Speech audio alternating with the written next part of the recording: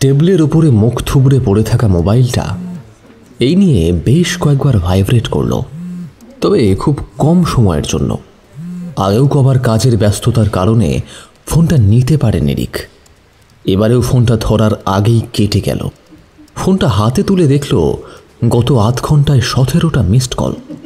আসলে মিটিং ছিল বসের কেবিনে, তাই ফোনটা নিয়ে যায়নি সে। ফেরার পর আরও দুবার। ভ্রু কুচকে খানিক বিরক্তি নিয়ে ফোনটা সোজা করে ডিসপ্লেতে চোখ বোলাতেই তার কপালের ভাঁজের অভিব্যক্তি বদলে গেল। তন্নি করেছে এতগুলো ফোন, কিন্তু কেন? কোনো বিপদ আপদ হলো নাকি? ব্যস্ত হাতে কল ব্যাক করতেই অপর প্রান্তে তন্হির কণ্ঠে ব্যাকুলতা, বিরক্তি এবং বিহ্বলতা একসাথে ছড়ে পড়ল। হ্যালো রিক, তুমি কোথায় ছিলে? তুমি জানো আমি কতবার তোমায় কল করেছি? তুমি এতটা ইরেসপন্সিবল কি করে হতে পারো রিক? রিক ঠান্ডা মাথায় তন্নিকে শান্ত করার চেষ্টা করল। ও জানে তন্নি খুব শান্ত আর ম্যাচিওর মানুষ, হয়তো রিকের থেকেও খানিক বেশি। অনেক কঠিন পরিস্থিতি তন্নিকে ঠান্ডা মাথায় সবটা সামলাতে দেখেছেও। আজ যখন এতটা বিহ্বল হয়েছে, তার মানে গুরুতর নিশ্চয়ই কিছু কারণ আছে। কি হয়েছে সেটা বলো, একটু জল খেয়ে নাও আগে, আমি একটু ব্যস্ত। কথা শেষ করতে দেয় না রিককে। তার আগেই তন্নি হাউমাউ করে কেঁদে ওঠে। ডোডোকে কোথাও খুঁজে পাচ্ছি না। তুমি একটু কে ওখানে? কে? রিক ঠিক করে বোঝার আগেই ফোনটা কেটে গেল। কল ব্যাক করলো, কিন্তু ফোনটা বেজে বেজে থেমে গেল পরপর 4 বার। কি বলল তন্নি? ডোডোকে পাচ্ছে না খুঁজে, কিন্তু বলতে বলতে ও কাকে দেখতে পেয়ে চেঁচিয়ে উঠল। আর তারপর ফোনটা কেটে গেলই বা কেন? বিকেল গোধূলির সীমা ছুঁয়েছে। কাঁচের জানলার ওপাশে আকাশের মুখটা ভার। সময় নষ্ট করার মতো সময় হাতে নেই। বসকে জানাতেই উনি বললেন, কাম ডাউন সেনগুপ্ত, এত চিন্তা করো না। আসলে নতুন জায়গা বলেই চিন্তা, যদি হারিয়ে। কিছু হবে না, হয়নিও।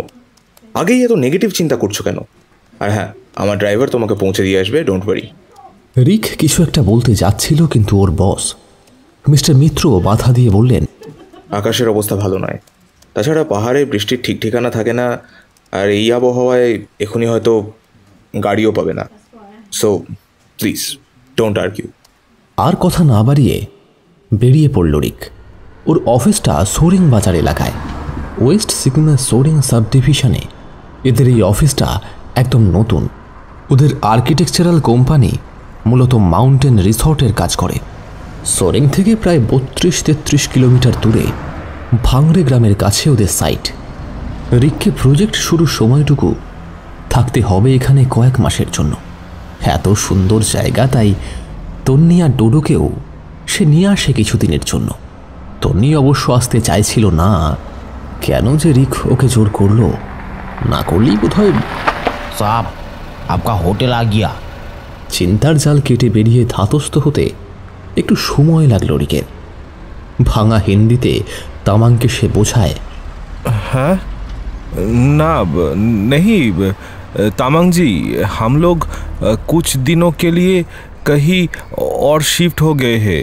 वो जो घंटी खोला ब्रिज है ना, उसके बाएं तरफ का रास्ता से और 2 किलोमीटर।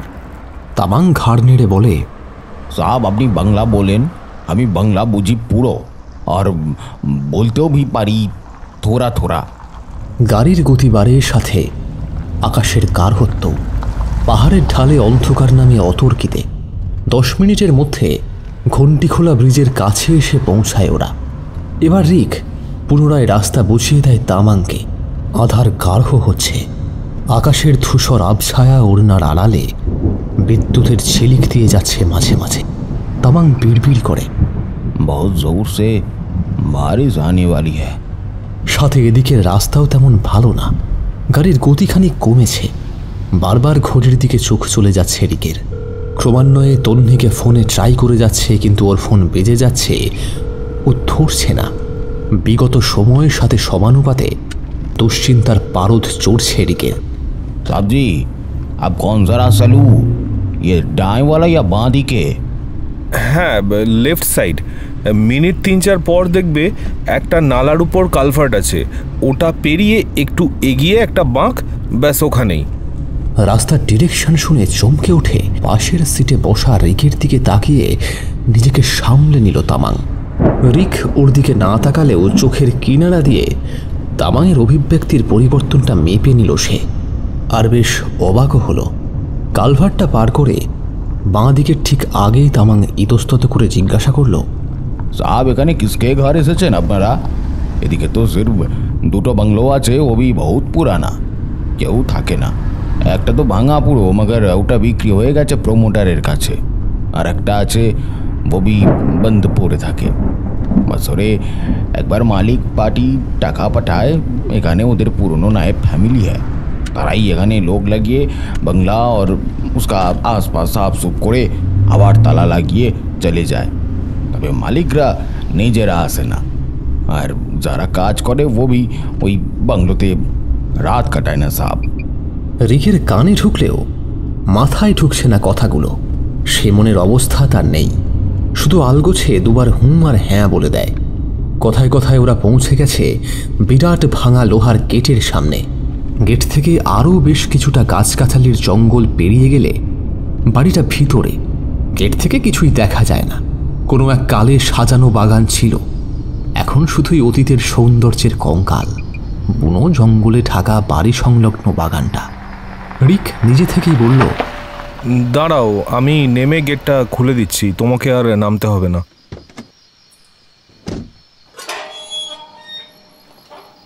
গেটটা খুলে পুনরায় গাড়িতে উঠতে গিয়ে রিকের নজর পড়ে তামাংয়ের মুখের দিকে। এতক্ষণ তামাংয়ের মুখের দিকে চোখ যায়নি রিকের। এখন চোখ পড়তেই দেখল তামাংয়ের বিস্ফারিত চোখ গেটের দিকে তাকিয়ে।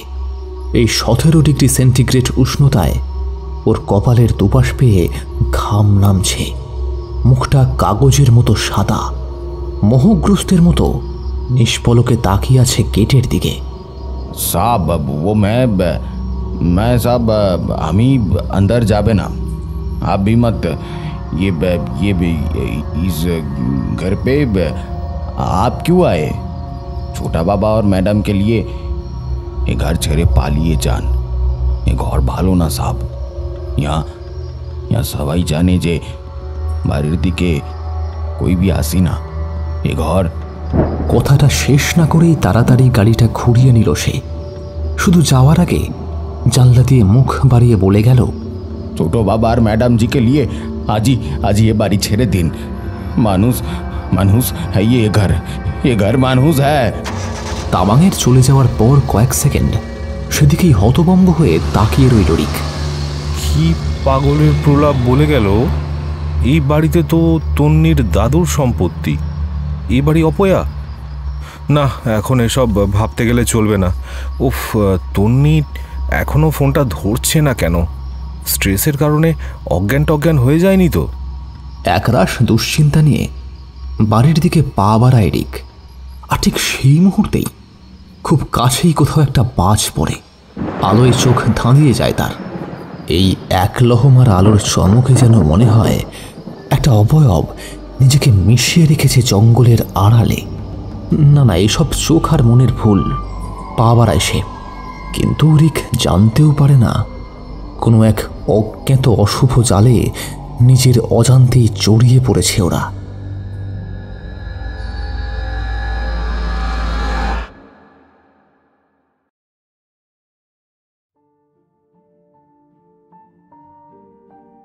নমস্কার, আজ আমরা একত্রিত হয়েছি শুধু গল্পের জন্য। এবার থেকে প্রতি মাসে থাকবে একটি করে চমক। আজ আপনাদের জন্য রয়েছে লেখিকা সুপর্ণা নাথের কলমে একটি ভয়ের গল্প। শুরু হচ্ছে আজকের বিশেষ নিবেদন, অমেধ্য।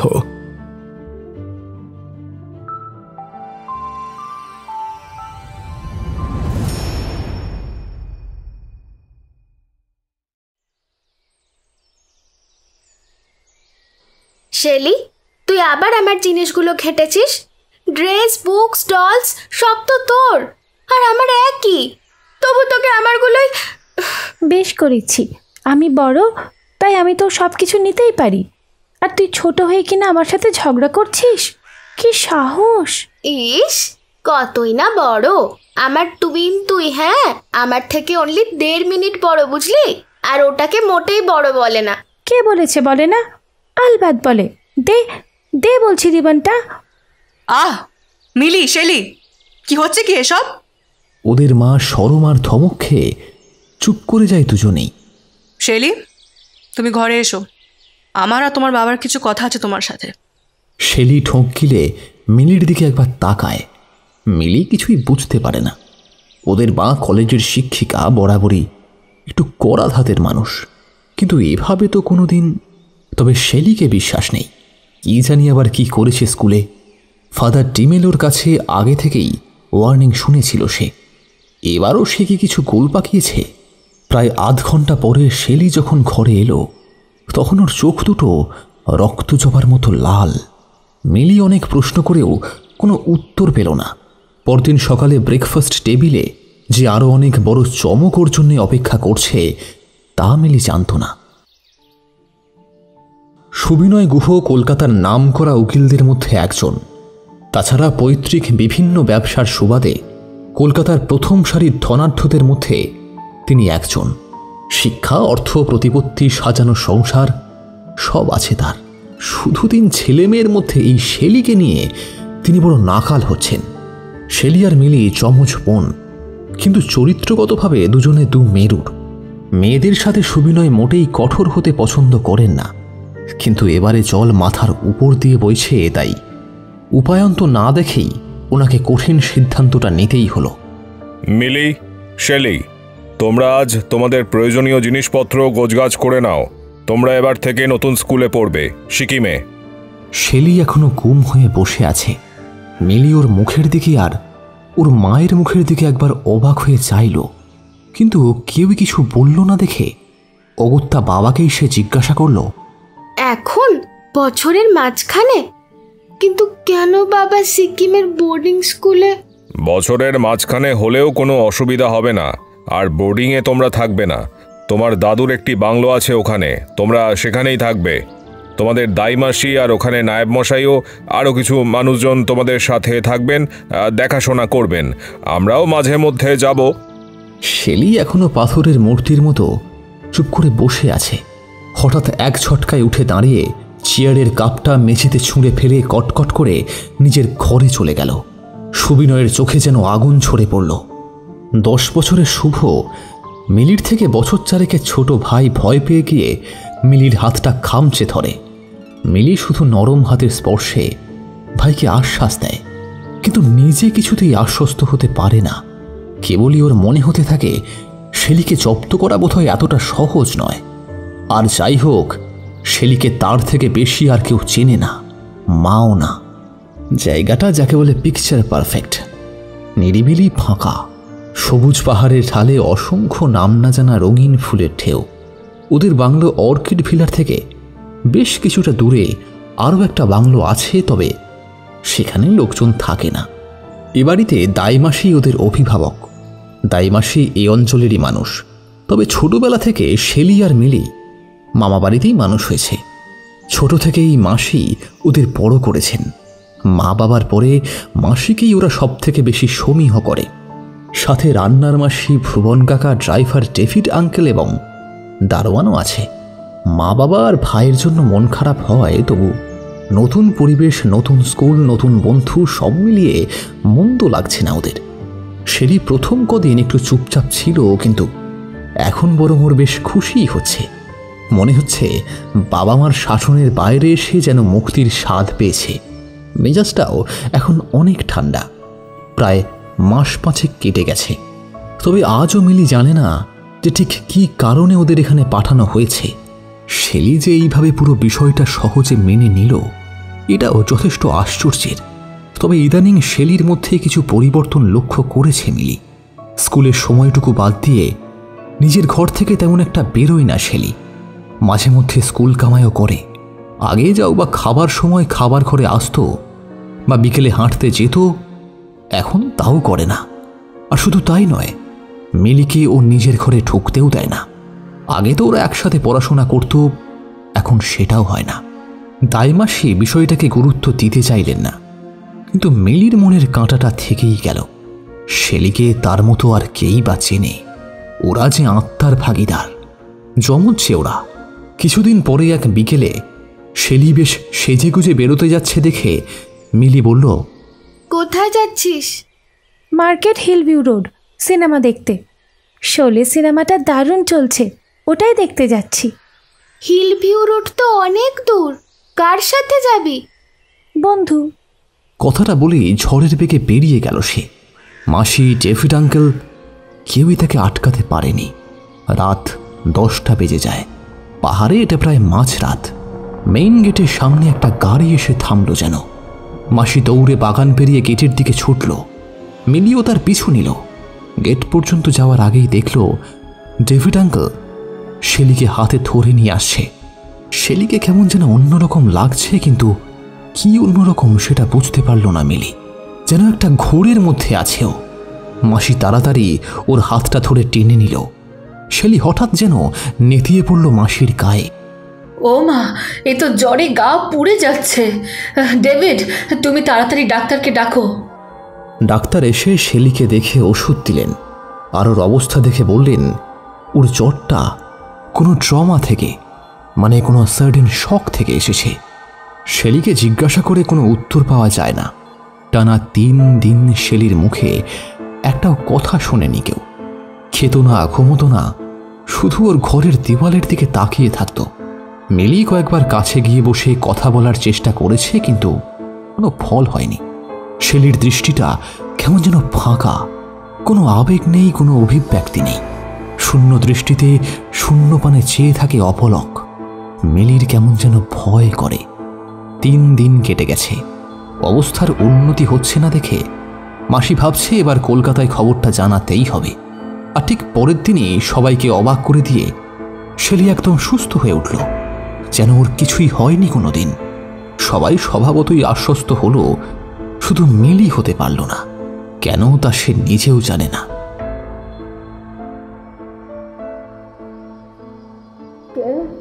কে ওখানে? দাঁড়া বলছি, চোর চোর। মাঝরাতে মাসির আর্ত চিৎকারে মিলি জেগে ওঠে। ঘর থেকে বেরোতেই দেখে ড্রয়িং হলে মাসি আতঙ্কিত মুখে দাঁড়িয়ে। ডেভিড, ভুবন কাকা আর দারোয়ান দৌড়াদৌড়ি করছে। কি হয়েছে মাসি? চোর। কথা শেষ করার আগেই দারোয়ান এসে বলে যে আশেপাশে তন্ন তন্ন করে খুঁজেও কিচ্ছুটি পায়নি সে। কোন দিকে পালাতে দেখেছো দিদি? মাসি আঙুল তুলে যেদিকে দেখায় সেদিকে শেলির রুম। ডাকাডাকি করে তাকে তোলা হয়। ও ঘুম জড়ানো বিরক্তি নিয়ে বলে তার ঘরে কেউ নেই। বলেই দরজাটা দরাম করে বন্ধ করে দেয়। কিন্তু ওই কয়েক সেকেন্ডে মিলি কিছু বা কাউকে শেলির ঠিক পেছনে যেন দাঁড়িয়ে থাকতে দেখে। নাকি ওটা ওর মনের ভুল?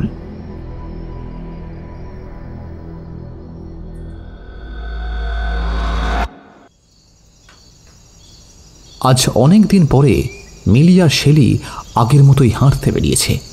অনেক দিন পরে শেলি যেন একটু স্বাভাবিক আজ। অনেক গল্প করছে সে।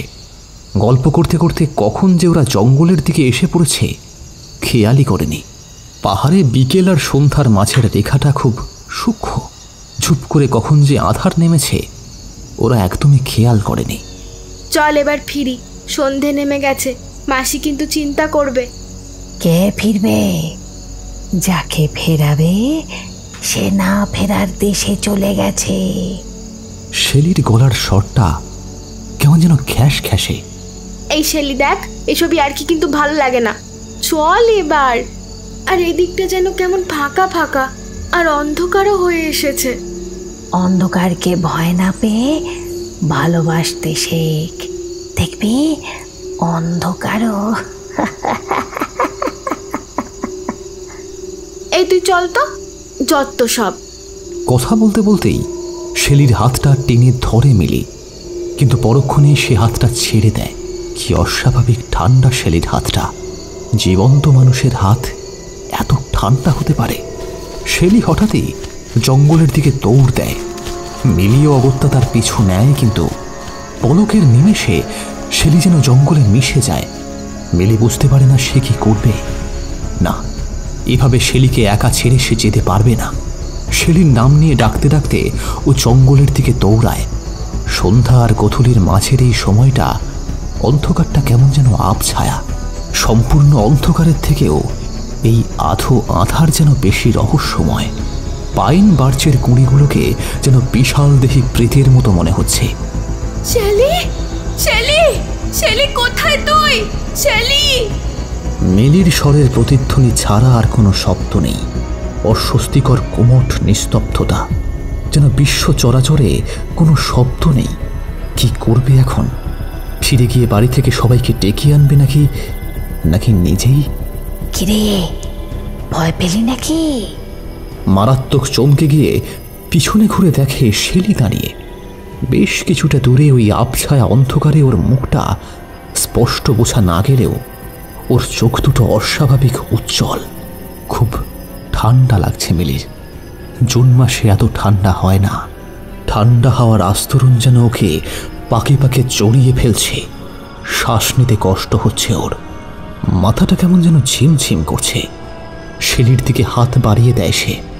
শেলি ধীর পায়ে এগিয়ে আসছে, কিন্তু শেলির পিছনে ওটাকে যেন একতাল গাঢ় অন্ধকার ছায়া। কিন্তু অন্ধকারের তো ছায়া পড়ে না। তাহলে শেলি এখন আরো কাছে। হাতটা ধীরে বাড়িয়ে দিল মিলির দিকে। মিলি ধরে নেয় হাতটা। কিন্তু এ কি? এ কার হাত ধরেছে সে? এই শেষ গোধূলির মরা আবছায়া আলো আধারিতে ও স্পষ্ট দেখল একটা বিকৃত বিভৎস লোল চর্ম কুচকুচে কঙ্কালবৎ হাত। আর যাই হোক, এ কোনো জীবিত জগতের কোনো প্রাণীর হাত হতে পারে না। সামনে দাঁড়িয়ে শেলির দিকে তাকাতেই দেখল ওর উজ্জ্বল চোখ দুটোতে শাপতের জিঘাংসা। মিলির মাথাটা ঘুরে গেল। সব অন্ধকার।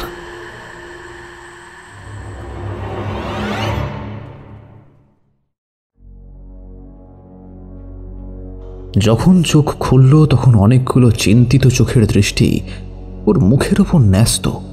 মাসি বলল মিলি নাকি হঠাৎ অজ্ঞান হয়ে যায়।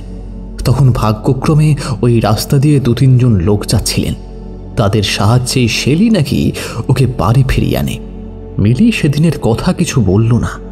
কেন যেন মনে হলো বললে বিপদ আরও বাড়তে পারে। সেদিনের পর থেকে শেলির থেকে একটু দূরত্ব বজায় রাখতে শুরু করলো মিলি। ও জানে ওর অভিজ্ঞতার কথা কেউ বিশ্বাস করবে না, তাই কিছু না বলাই শ্রেয়। শেলি সময়ের সাথে সাথে আরও বদলে যাচ্ছে। এখন তো নিয়মিত স্কুলেও যেতে চায় না। চোখ মুখ বসে গেছে। 2 দিন আগে স্কুলে এক ভারী অদ্ভুত ঘটনা ঘটেছে। কনভেন্ট স্কুলের চত্বরটা বেশ অনেকটা জায়গা জুড়ে। মূল স্কুলের 2টো বিল্ডিং, তাছাড়াও 2টো প্লেগ্রাউন্ড, আলাদা করে বাস্কেটবল কোর্ট, অ্যাসেম্বলি হল, ক্যান্টিন এবং বোর্ডিং হাউস। আর স্কুলের নিজস্ব একটা চার্চ আছে বেশ কিছুটা দূরে, এই চত্বরের একদম শেষ সীমায়।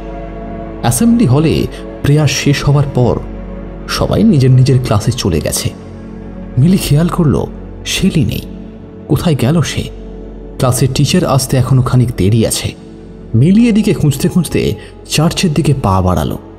চার্চের সামনেটায় বড় বড় কিছু দেওয়ার গাছ আড়াল করে রেখেছে, দেখা যায় না সরাসরি। তবে দিনের আলোয় মিলি গাছের ফাঁক দিয়ে এটুকু স্পষ্ট বুঝল যে শেলি ওখানে আছে, কিন্তু ও একা নয়। গলা তুলে শেলিকে ডাকতে গিয়েও কি যেন মনে হলো তার। সে ডাকল না, ধীর পায়ে গাছের কুঁড়ির আড়ালে লুকিয়ে দাঁড়ালো। হ্যাঁ ঠিক, ওই তো শেলি। আর ওর পাশে ওটাকে কোনো স্পষ্ট অবয়ব তো নয়, যেন একতাল স্বচ্ছ ধোঁয়ার অবয়ব। ওটা কি দেখছে ও? নিজের চোখকে বিশ্বাস করতে পারছে না সে। তবে অবাক হওয়ার এখনো অনেক বাকি ছিল।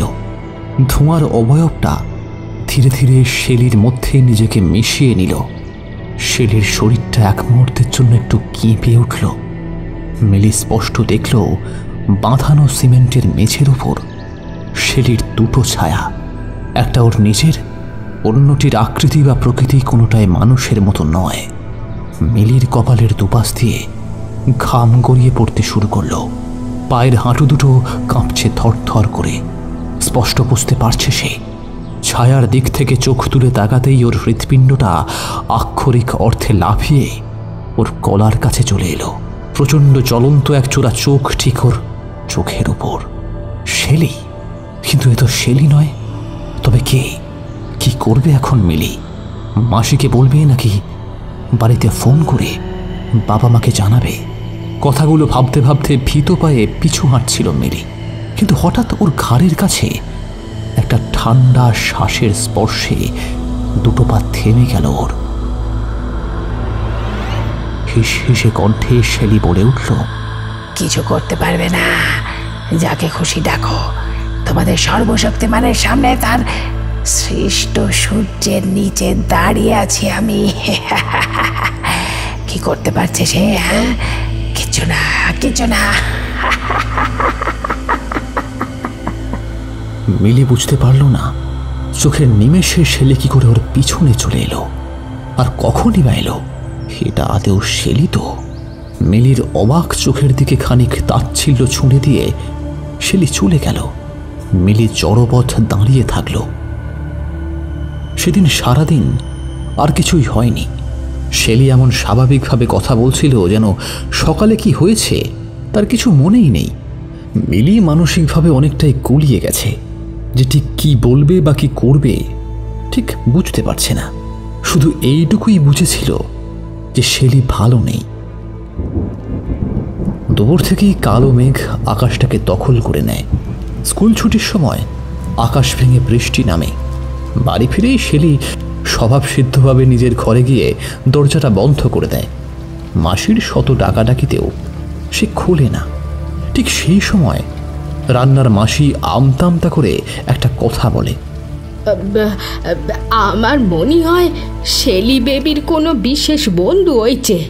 কয়েকদিন আগে আমি বাজার থেকে ফিরছিলাম, তখন ওই পুরনো গুদামের পিছনে একটা নিরিবিলি জায়গায় একটা ছেলের সাথে বেবিকে দেখেছিলাম। উঠতি বয়স তো, হয়তো কোনো বাজে ছেলের মানে সঙ্গদোষী এমন ব্যবহার করেছে হয়তো বেবি। ডেভিডও তো ছিল আমার সাথে সেদিন, ওই আমাকে বলতে মানা করেছিল, তাই ডেভিডকে ডাকো। ডেভিড আঙ্কেল মাথা নিচু করে ঘটনার সত্যতা স্বীকার করলেও তার সাথে বলল, দিদিজি, আমি ছেলেটাকে চিনতে পারলাম না। এলাকার হয়তো না, অথবা এই নয়া বাজারে যে হিপ্পিগুলোর দল এসেছে হয়তো তাদেরই কেউ। তোকে ছিলাম যে আর একদিন পেলে ধরে এমন মার দিতাম যে আর কোনো দিন বেবির ধারে ঘেঁষত না। কিন্তু মাসির মুখ কঠিন। মিলি সকালের কথাগুলো বলতে গিয়েও বলতে পারল না। এটা কি বলার উপযুক্ত সময়? মিলি জানতেও পারল না ওর এই না বলতে পারাটা কতটা বড় বিপদ ডেকে আনতে চলেছে। রাতেই খাওয়া দাওয়া মিটিয়ে যে যার ঘরে চলে যাওয়ার পর দাইমাসি সন্তর্পণে শেলির দরজায় টোকা দিল, আর তৎক্ষণাৎ দরজাটা অল্প খুলে গেল। পুরো বিষয়টা যে মিলি দেখেছে সেটা মাসিকে জানাতেও পারল না। মিলি দরজার কাছে পৌঁছানোর আগেই দরজাটা বন্ধ হয়ে গেল। মিলি কান পাতে দরজায়, কিন্তু বাইরের প্রবল ঝড় বৃষ্টির শব্দে বাকি সব কিছুই অস্তিত্বহীন মনে হচ্ছিল। কিছুক্ষণ পর একটা বিরাট জান্তব গর্জন, আর সাথে সাথে মাসির আর্ত চিৎকার। মিলি প্রচণ্ড ভয় পেয়ে যায়। মাসির নিশ্চয়ই কোনো বিপদ হয়েছে। আপ্রাণ ঠেলতে থাকে দরজাটা। ভিতর থেকে ছিটকিনি দেওয়া নেই, কিন্তু কোনো এক অদৃশ্য বল যেন দরজাটাকে আটকে রেখেছে। হঠাৎই দরজাটা সবটুকু অবরোধ যেন নিমেষে সরে যায়, আর একটা প্রবল দমকা হাওয়ার দাপটে দরজার পাল্লা দুটো সম্পূর্ণ খুলে যায়। আর ভিতরের দৃশ্য দেখে মিলির পায়ের তলা থেকে যেন মাটি সরে যায় এক নিমেষে। বৃষ্টির জন্য কারেন্ট বন্ধ। ঘরে দুটো বড় কাঁচের চিমনিওয়ালা লণ্ঠন আর ফায়ার প্লেসের আগুনের লালাভু ঘরটা যেন মূর্তিমান নরকের রূপ নিয়েছে। ঘরের কোনো জানলা খোলা নেই, তবুও ঘরের মধ্যে ঝড়ের ঘূর্ণিপাক। হাওয়ার দাপটে ঘরের আসবাবগুলো পর্যন্ত কাঁপছে। শেলির মুখটা বুকের ওপর ঝুলে পড়েছে, আর দমকা হাওয়ায় শেলির কোমর ছাপানো চুলগুলো দিশাহীনভাবে উঠছে বিরাট এক পুঁতি গন্ধ ঘরটায়। ওর বাম হাতে মাসির এলিয়ে পড়া শরীরটা ধরা, যেন মাসির শরীরের কোনো ওজনই নেই। মিলি এক পা দুপা করে এগোতেই এক ছটকায় শেলি মাথা তুলে ওর চোখে চোখ রেখে তাকায়। মুখের ওপর অবিন্যস্ত চুলগুলো ঝুলে পড়েছে, আর সেই চুলের ফাঁক দিয়ে এক ছোড়া থকথকে জ্বলন্ত চোখ। সে চোখের দৃষ্টি মিলির চোখের ভিতর দিয়ে যেন ওর আত্মাটাকে পর্যন্ত পুড়িয়ে দিচ্ছে। চোখ সরিয়ে নেয় মিলি, আর ঠিক তারপরেই একটা কান এঁটো করা বিশ্রী হাসি হেসে মাসির দেহটাকে আক্রোশে ছুঁড়ে ফেলে দেয় মিলির সামনে। মাসি অজ্ঞান অবস্থায় একটু গড়িয়ে ওঠে। মিলি দেখে শেলির পিছনের ছায়াটা ক্রমশ বড় হতে হতে প্রায় ছাদ ছুঁয়ে ফেলেছে, আর এক এক করে অনেকগুলো ধোঁয়ার অবয়ব যেন মিশে যাচ্ছে ওই ছায়ার সাথে। আমি তোমাদের আরাধ্যর মতো দুর্বল নই। আমাকে চাইলে আমি আসি। আমাকে ধারণ করার সৌভাগ্য সবার হয় না। মিলি ঘরের মধ্যে চোখ বুলিয়ে নিল, কিন্তু কেউই তো নেই। তাহলে কে কথাগুলো বলল? পাগলের মতো হাসছে শেলি। বিশ্রী চান্তব অপার্থিব সেই কণ্ঠস্বর, অসহ্য সেই শব্দ। মিলি দুহাত দিয়ে কান চেপে ধরে, কিন্তু এত শব্দে বাড়ির কেউ উঠছে না কেন? হঠাৎ করে লণ্ঠন দুটোর শিখা বাড়তে বাড়তে লেলিহানে পরিণত হয়, আর বিকট শব্দে কাঁচ দুটো ফেটে যায়। আর পরক্ষণেই সম্পূর্ণ ঘরটা অন্ধকার। কোনো অদৃশ্য বলে লণ্ঠন এবং ফায়ার প্লেস দুটো নিভে গেছে। ঘরে এখন মৃত্যুর শীতল অন্ধকার। মিলি পিছু হাঁটতে থাকে, কাঁপা গলায় দুবার মাসিকে ডেকে তোলার চেষ্টা করে, কিন্তু কোনো শব্দ বেরোয় না। হঠাৎ একটা হিমশীতল হাতে স্পর্শ পায় পিঠে, আর এর পর মুহূর্তেই ধারালো শীতল কিছুর আঁচড়ে ফালা ফালা হয়ে যায় ওর পিঠটা। যন্ত্রণায় কুঁকড়ে যায় মিলি। ওর স্নায়ুর সহন ক্ষমতা যেন জবাব দিয়ে দেয়। বলে আর্ত চিৎকার করে মাটিতে লুটিয়ে পড়ে সে।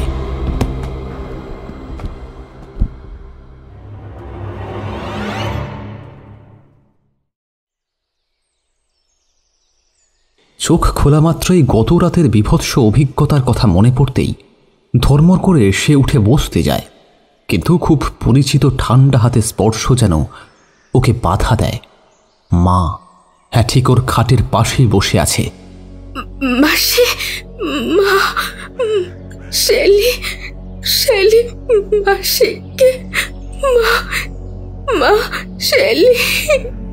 উত্তেজিত হওয়া মাত্রই একটা সূক্ষ্ম কিছু ফুটে যাওয়ার অনুভূতি পেল। আবার সব কালো। অবশেষে পুনরায় চোখ খুলে দেখল দুজোড়া মমতা ভরা চোখ ওর মুখের ওপর ন্যস্ত। ধীরে ধীরে উঠে বসল মিলি। মাসি, তুমি ঠিক আছো তো? শেলি? সব ঠিক আছে। তাই মাসির স্বর স্তিমিত ক্লান্ত, আর চোখে অজানা এক আতঙ্ক। এবার সরমা দেবী বললেন, তুমি গত 18 ঘন্টা ঘুমিয়েছ, এখন ঠিক লাগছে? হ্যাঁ মা।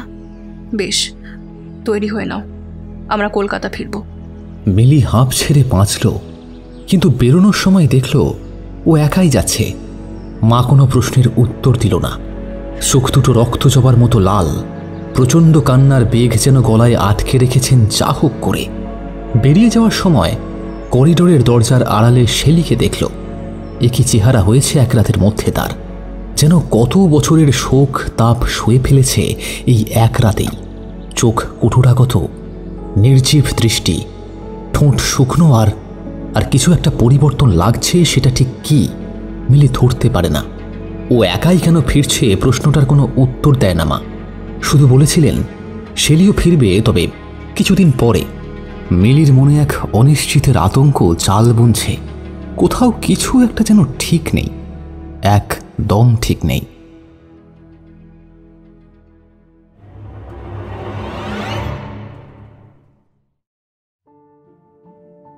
Like seriously? কেন? আরে ভালোই তো, 2-3 মাসের একটা ট্রিপ হয়ে যাবে। কিসের ভালো? Hilly area, sudden climate change, and that too in monsoon. ডোডোর শরীর খারাপ করবে, তাছাড়া ওর স্টাডির কি হবে? Oh come on, he is only 4। সামনে বোর্ড এক্সাম নেই তোমার ছেলের। রিকের জোরাজুরিতে তন্নিকে রাজি হতে হলো সোরেংয়ে যাওয়ার জন্য। অফিস প্রজেক্টের জন্য সিকিমের সোরেংয়ে থাকতে হবে কিছু মাসের জন্য। ওদের কোম্পানি মূলত মাউন্টেন রিসর্ট বানিয়ে থাকে। খবরটা মাকে জানালেন, কিন্তু মা খুব একটা খুশি হলো না। তবে পরিষ্কারভাবে নাও বললেন না। আসলে মা বরাবরই একটু চাপা, আর মায়ের খুব কাছে হওয়া সত্ত্বেও যেন একটা অদৃশ্য ব্যবধান রয়েই গেছে চিরকাল। প্রচণ্ড ব্যক্তিত্বময়ী মানুষদের চারপাশে বোধহয় একটা অদৃশ্য বেড়াজাল থাকে, সেটা কেউই লঙ্ঘন করতে পারে না, তা সে যতই কাছের মানুষ হোক বা মনের মানুষ। তনু, যাওয়ার আগে তোরা এখান থেকে ঘুরে যাস কিন্তু। সত্যিই তো, শহরের দুই প্রান্তে থাকা সত্ত্বেও জীবনের ব্যস্ততার কারণে প্রায় 4 মাস মায়ের কাছে যাওয়া হয়নি তন্নির। তবে নিয়মিত ভিডিও কলের সৌজন্যে দূরত্বটা অনেকটাই লাঘব হয়। তবে বাবা চিরকালই মাই ডিয়ার মানুষ। কে বলবে ডাকসাইটে উকিল মানুষ এমন প্রাণোচ্ছল হতে পারেন?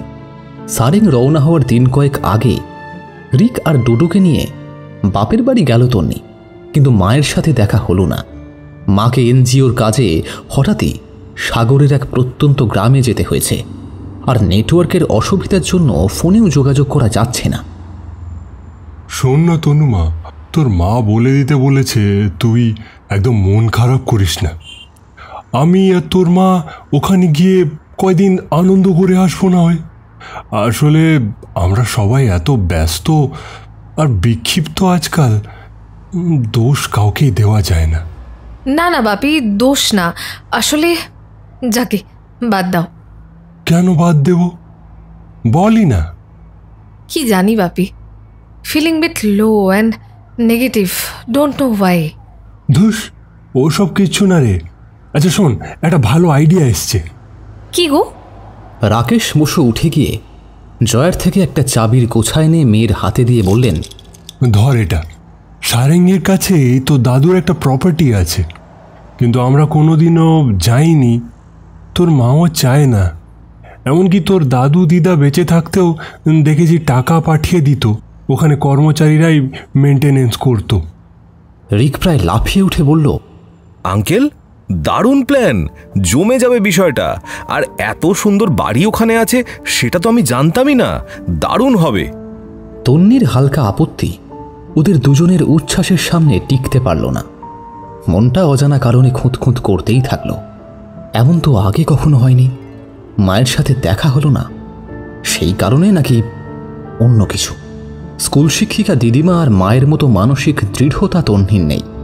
আসলে মহিরুহর নিচে জন্মানো গাছগুলো চিরটা কাল শীতল ভরসার ছায়াতেই অভ্যস্ত হয়। দৃঢ়তার থেকে লালিত্যই তাদের চরিত্রে বেশি থাকে। তন্নি এসব বলেই নিজেকে আশ্বস্ত করল। শুধু অলক্ষ্যে অন্তরালে কেউ বোধহয় মুচকি হাসল।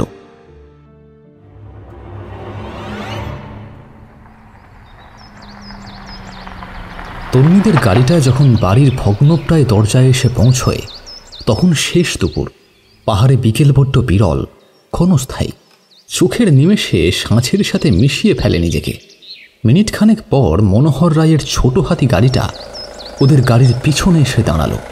ওদের লাগেজ আর হাতে হাতে কাজ করার জন্য জনাতিনেক ছেলে নিয়ে এসেছে মনোহর। মনোহরের বাবা প্রতাপ রায়ের ওপরই বরাবর এ বাড়ির দেখাশোনার দায়িত্ব ছিল। প্রতাপের শরীরটা অসুস্থ হওয়ায় তাই মনোহরই এসেছে। দিদিজি, চাবি দিয়েছিয়ে যারা। আনমনে চাবিটা মনোহরের হাতে তুলে দিল তন্নি।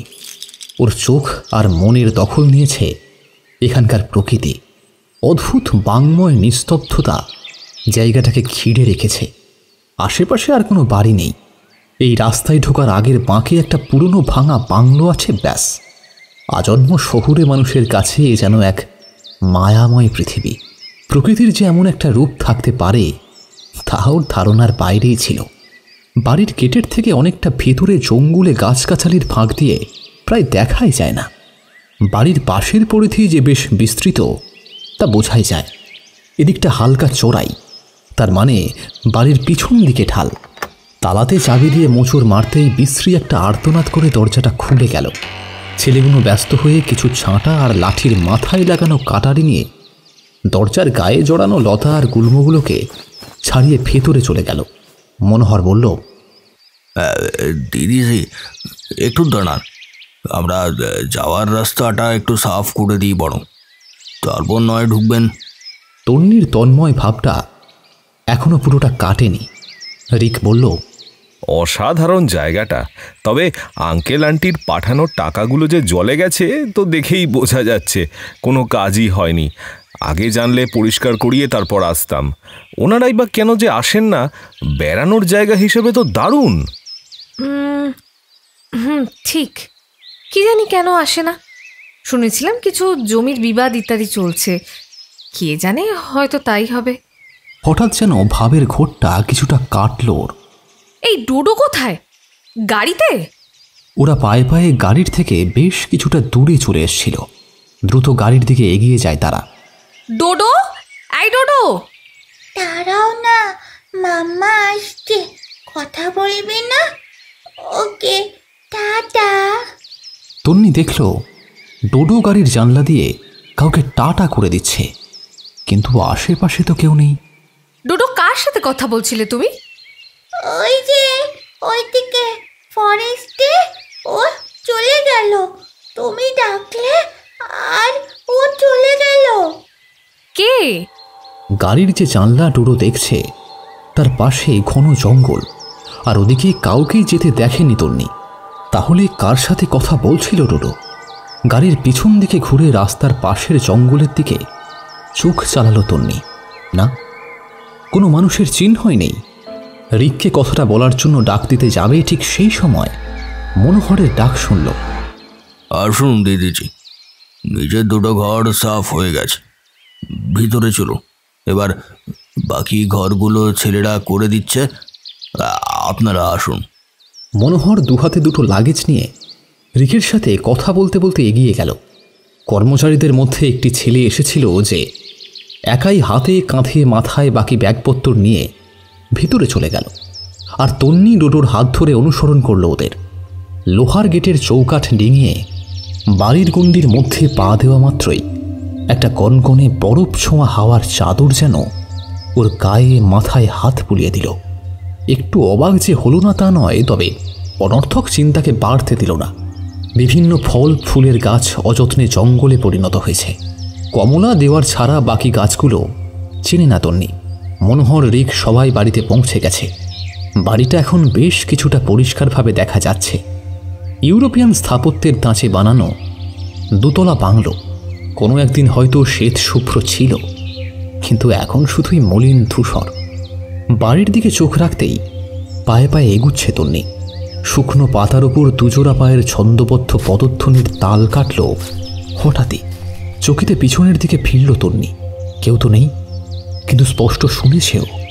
ডোডো হাতটা টেনে ব্যস্ত স্বরে বলল, কি হলো মাম্মা, চলো না। তন্নি পা বাড়ায়। কি যেন একটা অজানা অস্বস্তি মনে জড়িয়ে আছে ওর। ঠিক কিসের সেটা বুঝতে পারছে না, কিন্তু ছেড়েও ফেলতে পারছে না। কোনো কারণ ছাড়াই মনটা একই সাথে বিরক্ত আর আশঙ্কিত। ইংরাজিতে যাকে বলে আনক্যানি ফিলিং। দূর থেকে রিক হাত উঁচু করে চেঁচিয়ে ডাক দিচ্ছে ওদের। ডোডো এক ঝটকায় তন্নির হাতটা ছাড়িয়ে দৌড়ালো ওর বাবার দিকে। ডোডো, সাবধানে, আসতে যাও। ডোডো ওদেরকে অবাক করে দিয়ে হঠাৎই বাম দিকে বিঁকে দৌড়লো, আর ওই দিকটা ভাঙা তারজালির বেড়া দেওয়া, আর বেড়ার অপর দিকে শুধুই জঙ্গল।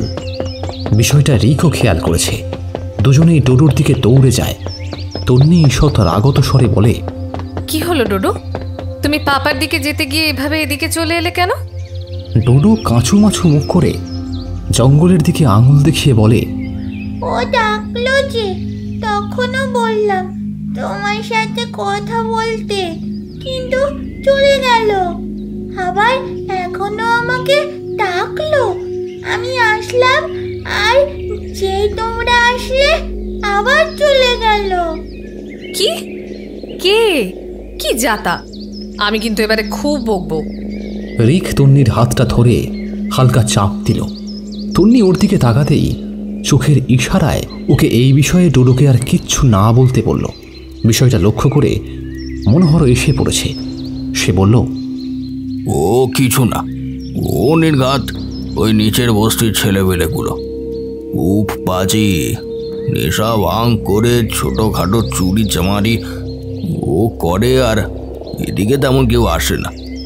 তাই এই জঙ্গলে ওদের আড্ডা ভালোই চলে। আপনি ডোডো বাবাকে যেন এদিকে একা আসতে দেবেন না। আমি আমার ছেলেদের দিয়ে ওগুলোকে হালকা করতে দেব, কোনো চিন্তা নেই দিদিজি। ওরা খানিক আশ্বস্ত হলো।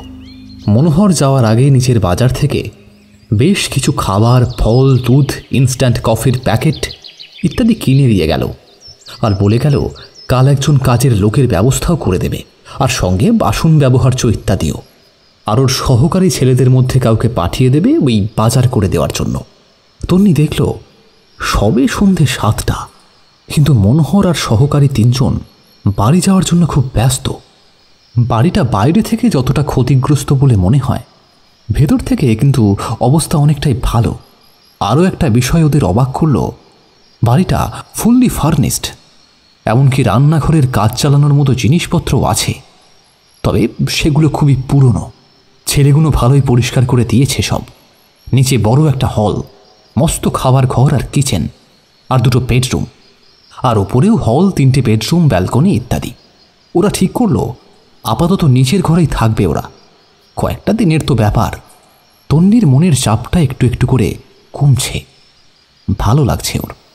ডোডোকে খাইয়ে ঘুম পাড়িয়ে দিয়ে হলে এসে তন্নি বসল। এখান থেকে খাবার ঘরের বিশাল টেবিলের কিছুটা চোখে পড়ে।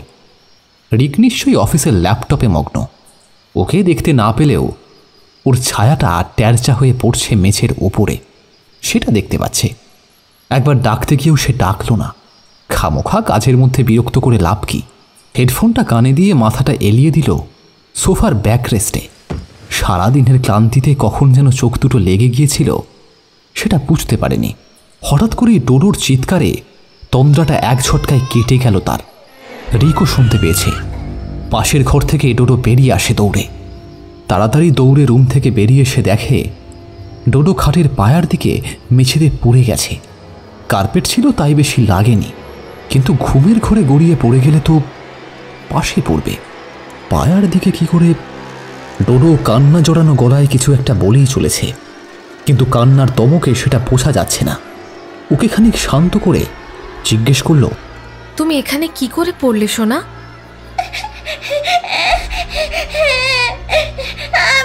আমি জানি না মাম্মা, ও আমাকে পা ধরে টেনে টেনে ফেলে দিল, না তারপর ও ওইদিকে চলে গেল। কে? জানি না মাম্মা, মুখ নেই যে ওর। ওরা দুজনেই খুব অবাক হলো, কিন্তু ডোডোকে এই নিয়ে আর কোনো প্রশ্ন করল না। পাছে শিশু মনে কোনো বিরূপ প্রভাব পড়ে। বেশ কিছুক্ষণের চেষ্টায় পুনরায় ডোডোকে ঘুম পাড়িয়ে দেয় তন্নি। এই পুরো ঘটনাটার মধ্যে কি যেন একটা ঘটেছে, অথচ সেটা তন্নির ঠিক মনে পড়ছে না। একটা অস্বস্তি জড়িয়ে ধরেছে তাকে। তন্নি এখনো জানত না আরো অনেক বড় কিছু অপেক্ষা করে আছে।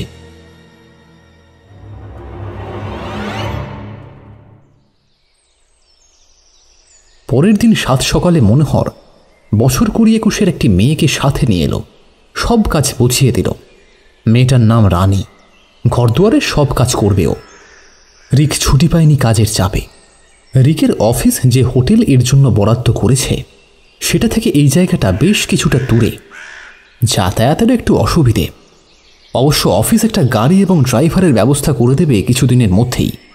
মনোহর নিজেই বলল, স্যার আপনি আমার গাড়িতে চলুন, আমি তো সারিং বাজারই যাব, আসেন আসেন। রিক বেরিয়ে যাওয়ার পর রানী কোমর বেঁধে কাজে লেগে পড়ল। একটু লাজুক, তবে খুব কাজের মেয়ে। তন্নি যেচেই এক প্রকার আলাপ শুরু করল। ধীরে ধীরে সহজ হলো রানী। দুপুরে ডোডোকে স্নান খাওয়াটাও ওই করালো। খুব বন্ধুত্ব হয়ে গেল ওদের দুজনের। প্রথম দিনেই মেয়েটা মনে ধরেছে তন্নির। রানী সারাদিন থাকবে, তবে সন্ধ্যা নামলেই ওকে ছুটি দিতে হবে। রাতের দিকে ও এখানে থাকতে স্বাচ্ছন্দ্য নয়। পরের দিন দুপুরে খাওয়া দাওয়ার পর দোতলার হলে বসে রানীর সাথে গল্প করছিল তন্নি। মনোহরের পাঠানো ছেলে দুটি বাগানের লন পরিষ্কার করছে নিচে। গল্পের মাঝে গলা চড়িয়ে তাদের বকাবকি এবং কাজের তদারক করছে রানী। যতটা ঠান্ডা ভেবেছিল মেয়েটাকে ততটাও নয়, বেশ তেজ আছে মেয়েটার। মনে মনে হাসে তন্নি। হঠাৎ রান্নাঘর থেকে কিছু একটা শব্দ পেয়ে রানী ব্যস্ত হয়ে বলে, দিদিজি, কিচেনের জানালা বন্ধ করিনি বোধহয়, নির্ঘাত বিড়াল ঢুকেছে, দাঁড়াও আমি দেখে আসছি। কাঠের সিঁড়িতে ওর ব্যস্ত পায়ের ধ্বনি মিলিয়ে যায়। মিনিট খানেক পরেই একটা তীক্ষ্ণ চিৎকার ভেসে আসে নিচ থেকে। তন্নি মারাত্মক চমকে উঠে নিচে নামতে নামতে দেখে ছেলে দুটো বাগানে কাজ ফেলে দৌড়ে এসেছে। কি হয়েছে, কি হয়েছে রানী? প্রশ্ন করতে করতেই রান্নাঘরে ঢুকেই থমকে দাঁড়ায় তন্নি। ডোডো মেঝেতে বসে আছে, চোখ মুখের ভাব কেমন যেন নির্লিপ্ত। কি কি হয়েছে? ডোডো, তুমি এখানে? রানী, তুমি এভাবে? রানী কাঁপা হাতে জানলার দিকে দেখালো। প্রচণ্ড আতঙ্কে ওর মুখে কথা সরছে না। দুজনের মধ্যে একটি ছেলে তৎক্ষণাৎ দৌড়ে বাড়ির পিছন দিকটায় দেখতে গেল, যেদিকে রানী দেখাচ্ছিল সেই দিকে। তন্নি রানীকে জল খাইয়ে শান্ত করে জিজ্ঞাসা করল, কি হয়েছিল?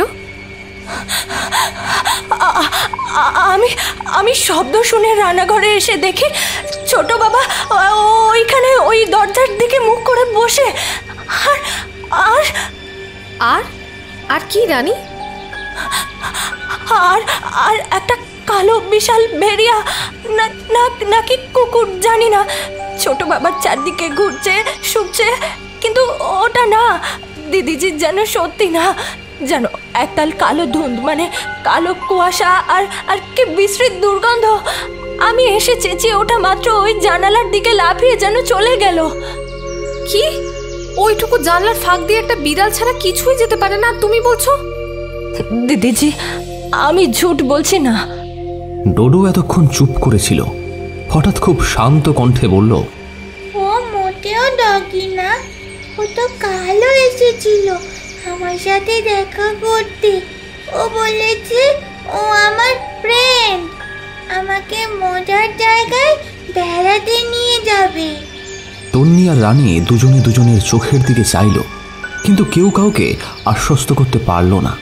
যে ছেলেটা বাইরে গিয়েছে সে হাঁপাতে হাঁপাতে এসে বলল, মেম সাহেব, ও বাইরে ওদিকে কিন্তু কিছু নেই, তবে খুব বাজে একটা গন্ধ পেলাম, আর বাতাসটা কত ভারী যে শ্বাস নিতে পারছিলাম না। আর একটা মানে আর কি? আর ওদিকে কয়েকটা জঙ্গলি ফুলের গাছ আপনি হয়েছিল। আমি সকালে এদিকটা পরিষ্কার করার সময় দেখেছি, লেকিন ফুল গাছ বলে তুলিনি, কিন্তু এখন গিয়ে দেখি গাছগুলো পুড়ে গেছে, যেন কেউ আগুন জ্বালিয়ে দিয়েছে। এ ভালো জিনিস না মেম সাহেব, আপনারা এ বাড়িটা ছেড়ে চলে যান। এ বাড়ির নাম ভালো না আছে, ভালো না আছে ম্যাডাম।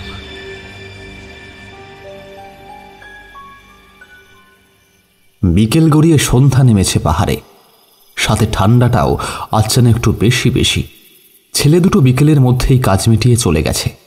রানীরও যাওয়ার সময় হয়ে গেছে। কথা হয়েছে যে রিক ফিরলেই রানীর ছুটি। রিক এখনো ফেরেনি। রানীকে আটকে রাখাটা ঠিক নয় ভেবে তন্নি বলল, রানী, রাত হতে চলল, তুমি চলে যাও। দিদিজি, আজ যা হয়েছে তারপর তোমায় আর ছোট বাবাকে একলা রেখে আমি যাব না। এতটুকু মেয়েটার দায়িত্ব বোধ তন্নির মনটা আর্দ্র করে দেয়। আচ্ছা রানী, এই বাড়িটার কি কোনো গল্প আছে? ওই ছেলেটা যে... জানি না দিদিজি, তবে আমি শুনেছিলাম যে এই বাড়ির ত্রিসীমানায় সন্ধ্যের পর কেউ আসে না। কিছু একটা ঘটেছিল, কিন্তু ঠিক কী ঘটেছিল কেউ জানে না। বিভিন্ন সময় এই চত্বরে ঘাস চড়তে এসে ছাগল ভেড়া মারা গেছে কোনো কারণ ছাড়া। বহু বছর আগে এক ভবঘুরে একবার রাতে এসেছিল। সকালে ওই মেন দরজার পাশে তার দমড়ানো মোচড়ানো বডি পাওয়া গেছিল। ও, ডোডো ওদের সামনে বসে আঁকছিল নিজের মনেই, আর মাঝে মাঝেই মুখ তুলে রান্নাঘরের একটা দেওয়ালের দিকে চাইছিল। বিষয়টা লক্ষ্য করে তন্নি জিজ্ঞেস করল, কি দেখছো ওদিকে? ওই ডোরটাতে কি সুন্দর ফ্লাওয়ার ড্র করা আছে, আমি ওটাই আঁকছি মাম্মা। ডোর? কোথায় কোথায় ফ্লাওয়ারওয়ালা ডোর? ওই তো ওইদিকে। আঙুল তুলে দেখায় ডোডো। রানী আর তন্নি দুজনেই অবাক চোখে আঙুলের নির্দেশে চোখ চালিয়ে দেয়, কিন্তু ওখানে তো নিরেট দেওয়াল ছাড়া আর কিছুই নেই। তন্নি কিছু বলার আগেই রিক ফিরল, আর রানীও ব্যস্ত হয়ে বেরিয়ে গেল। তন্নি রিককে বলেছিল ওকে একটু এগিয়ে দিতে, কিন্তু রানী বাধা দিল। রাতের খাবার টেবিলে রিককে সবটা বলে তন্নি, কিন্তু রিক বলে, দেখো, ডোডোর বয়সে আমি তুমি সবাই কল্পনাপ্রবণ ছিলাম, এটাই স্বাভাবিক নয় কি? রানী যে দেখেছিল, দেখো রানী কি দেখতে কি দেখেছে আর শুনলেই তো এ বাড়ির ভৌতিক গপ্প এখানে বেশ প্রচলিত, সেটাই ওর মাথায় ছিল, আর সে কারণেই ওর ভ্রম হয়েছে। আর আর ফুল গাছ পুড়ে যাওয়া, তুমি শিওর যে ওটা ওই ছেলেগুলোই করেনি? আর আমার কেন জানি না মনে হচ্ছে এখানে অনেকেই এই বাড়িটাকে ভূতিয়া বলে দেগে দিতে চায়। তাতে ওর লাভ কি? কম পয়সায় এত বড় প্রপার্টি গেড়িয়ে নেওয়া, আর মালিক পক্ষকে ভূতের ভয় দেখিয়ে তাড়াতে পারলে তো ওকে লাফতে। যুক্তিগুলো অকাট্য, আশ্বস্ত হয় তন্নি। তবে বোধহয় যুক্তিবুদ্ধি শেষ বিচার্য নয়। যুক্তির গণ্ডির পরপারে এক বিশাল অজানার জগৎ আছে, আর সেই অন্তরাল আধারে যে কি লুকিয়ে আছে তা যদি ওরা জানতে পারত, তাহলে বোধহয় আশ্বস্ত হওয়ার ভুলটুকু কখনোই করত না। এ বাড়িতে আরও 2 দিন কেটে গেছে সেই ঘটনার পর, তবে তেমন কোনো অদ্ভুত ঘটনা আর ঘটেনি। তবে একটা চাপা অস্বস্তি তন্নির মনটাকে এখনো জড়িয়ে রেখেছে। আর 3 দিনের মাথায় তন্নির বাবা মা এসে পড়বেন। সামনের উইকেন্ডেই ওনাদের বিবাহ বার্ষিকী। তন্নির বাবার সাথে কথা হয়েছে, এখনো মাকে জানায়নি। একদম এই বাড়িতে এসে হাজির হয়ে চমকে দেওয়া হবে। বাবার প্ল্যান মতোই তন্নি অনুষ্ঠানের গোছকাজ করতে শুরু করে দিয়েছে। আজ সকাল থেকেই আকাশের মুখটা ভার। নীলচে আলো কুয়াশার ঘন রহস্যের মতো বাড়ির চৌহদ্দির বাইরের জঙ্গলটাকে খানিক মুড়ে রেখেছে। বাড়িটা যেন সারা পৃথিবী থেকে বিচ্ছিন্ন। তার ওপর সকালে রানী ফোন করে জানিয়েছে ওর বাবার ধুম জ্বর, তাইও আসতে পারবে না। সারাটা দিন এই বিশাল বাড়িটাতে 2টো মাত্র প্রাণী। কথাটা ভেবেই তন্নির গাটা কেমন যেন শিরশির করে উঠল। নিজের মনকে সে শাসনও করে, বাড়ির কাজে নিজেকে ব্যস্ত করে ফেলে। তবে ডোডোকে সে চোখের সামনেই রেখেছে। কাজের শেষে স্নানে যাওয়ার আগে ডোডোকে খাইয়ে তার ফোনে পছন্দের কার্টুন চালিয়ে দিয়ে বলে যায় যেন বেডরুম থেকে সে বাইরে না যায়। বাথরুমটা বেডরুম লাগোয়া। কার্টুন দেখে ডোডো খিলখিল করে হাসছে। মাঝে মধ্যে চেঁচিয়ে ডোডোর সাথে কথা বলছে তন্নি। ডোডো উত্তর দিচ্ছে।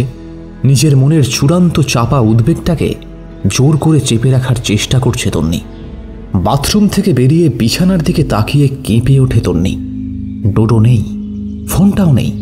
চিৎকার করে ডাকতে ডাকতে সারা বাড়ি খুঁজতে থাকে, কিন্তু কোথায় ডোডো? কি করবে এখন তন্নি?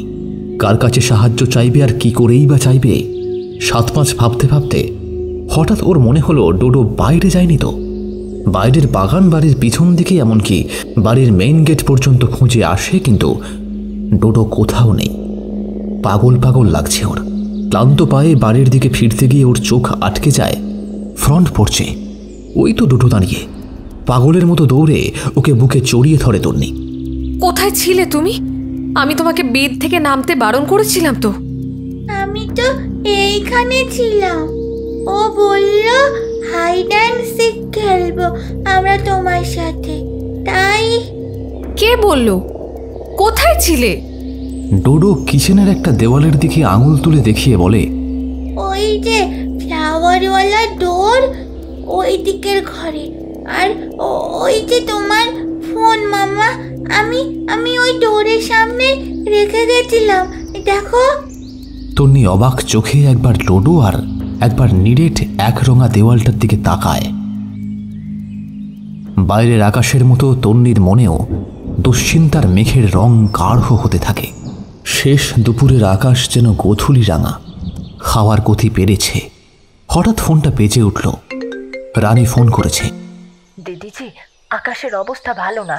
তোমরা তো পাহাড়ের নতুন মানুষ, এখানে ঝড় বৃষ্টি একটু আলাদা তোমাদের শহরের থেকে। হাওয়ার দাপট হঠাৎ বেড়ে যায়, বিজলিও চলে যায়। তুমি আগেই হাতের কাছে মোমবাতি আর টর্চ রেখে নাও, আর সব জানালা দরজা বন্ধ করে দাও। ছোট বাবাকে নিয়ে নিচের ঘরে থাকবে, উপরে না। আচ্ছা, তোমার বাবা কেমন আছেন? ওই একই। হঠাৎই ফোনটা কেটে গেল। তন্নি দেখল চার্জ নেই, কিন্তু খানিক আগেও তো ফুল চার্জ দিয়েছিল সে। হঠাৎ কি হলো? ফোনটা চার্জে বসিয়ে রানীর কথা মতো সব জিনিস গুছিয়ে নিয়ে সোফার ওপরে গুছিয়ে বসল সে। হাওয়ার বেগ আরও বেড়েছে। বৃষ্টি শুরু হয়নি, তবে জানলার সরু ফাঁকটুকু দিয়ে ঠান্ডা আর্দ্র বাতাস ঢুকিয়ে যেন গায়ে কাঁটার মতো বিঁধছে। আলোটা দুবার দপদপ করে স্থির হয়ে গেল। ডোডো মায়ের কোল ঘেঁষে বসে বলল, মাম্মা মাম্মা আমার খুব ঠান্ডা লাগছে। তন্নি ওকে কোলের মধ্যে টেনে নিয়ে জড়িয়ে ধরে বসল। অনুভব করল ডোডো আক্ষরিক অর্থেই ঠক ঠক করে কাঁপছে। ফায়ারপ্লেস আছে, তবে সেটার জন্য কাঠ থাকে বাইরের একটা সেডে। এই পরিস্থিতিতে বাইরে বেরোতে মন সায় দিল না তার। উপরের ঘর থেকে ব্ল্যাঙ্কেটটা আনা ছাড়া আর উপায় নেই। ডোডোর হাত ধরে উপরের সিঁড়ির দিকে পা বাড়াতেই একটা প্রচণ্ড শব্দে থমকে দাঁড়ায় সে। দেওয়ালের সোল্যাম্পের কাঁচের সেটটা সিঁড়িতে পড়ে কুচি কুচি হয়ে গেছে। অগত্যা ডোডোকে সোফায় বসিয়ে রেখে যা হোক করে কাঁচ বাঁচিয়ে দোতলায় পা বাড়ায় তন্নি। ডোডোকে বারবার করে বলে যায় দুপুরের মতো ভুল যেন সে আর না করে। ঝড়ের তাণ্ডবে পুরনো কাঠগুলো যেন আর্তনাদ করছে। বুঝল রানী কেন দোতলায় থাকতে বারণ করে। দোতলা থেকে ব্ল্যাঙ্কেটটা নিয়ে নামতে যাবে, ঠিক এমন সময় কারেন্টটা চলে যায়। ডোডো হঠাৎ ভয় পেয়ে চিৎকার করে ওঠে। তন্নি গলা তুলে আশ্বস্ত করে। ডোডোর কোনো উত্তর নেই। প্রমাদ গুণে তন্নি। ডোডোর কি আবার? দৌড়ে নেমে এসে টর্চটা জ্বালে সে। কিন্তু কোথায় ডোডো? হঠাৎ করে পর্দার পাশে কি যেন একটা সরে গেল। ও তাহলে ডোডোই আবার মজা করছে। তন্নি কয়েকটা মোম জেলে ঘরের বিভিন্ন জায়গায় ও কিচেনে রাখে। পর্দাটা এখনো ফুলে আছে আর নড়ছে। সন্তর্পণে পর্দার ওপর দিয়ে জড়িয়ে ধরে। এই তো ধরেছি, দেখি তো এবার কোথায় পালায় ডোডো বাবু। কোনো উত্তর নেই। পর্দাটা সরিয়ে অবাক হয়ে যায় তন্নি। ডোডো নেই। তাহলে কাকে ধরেছিল? স্পষ্ট অনুভব করেছিল কাউকে জড়িয়ে ধরার। ডোডো, এই ডোডো, কোথায় তুই?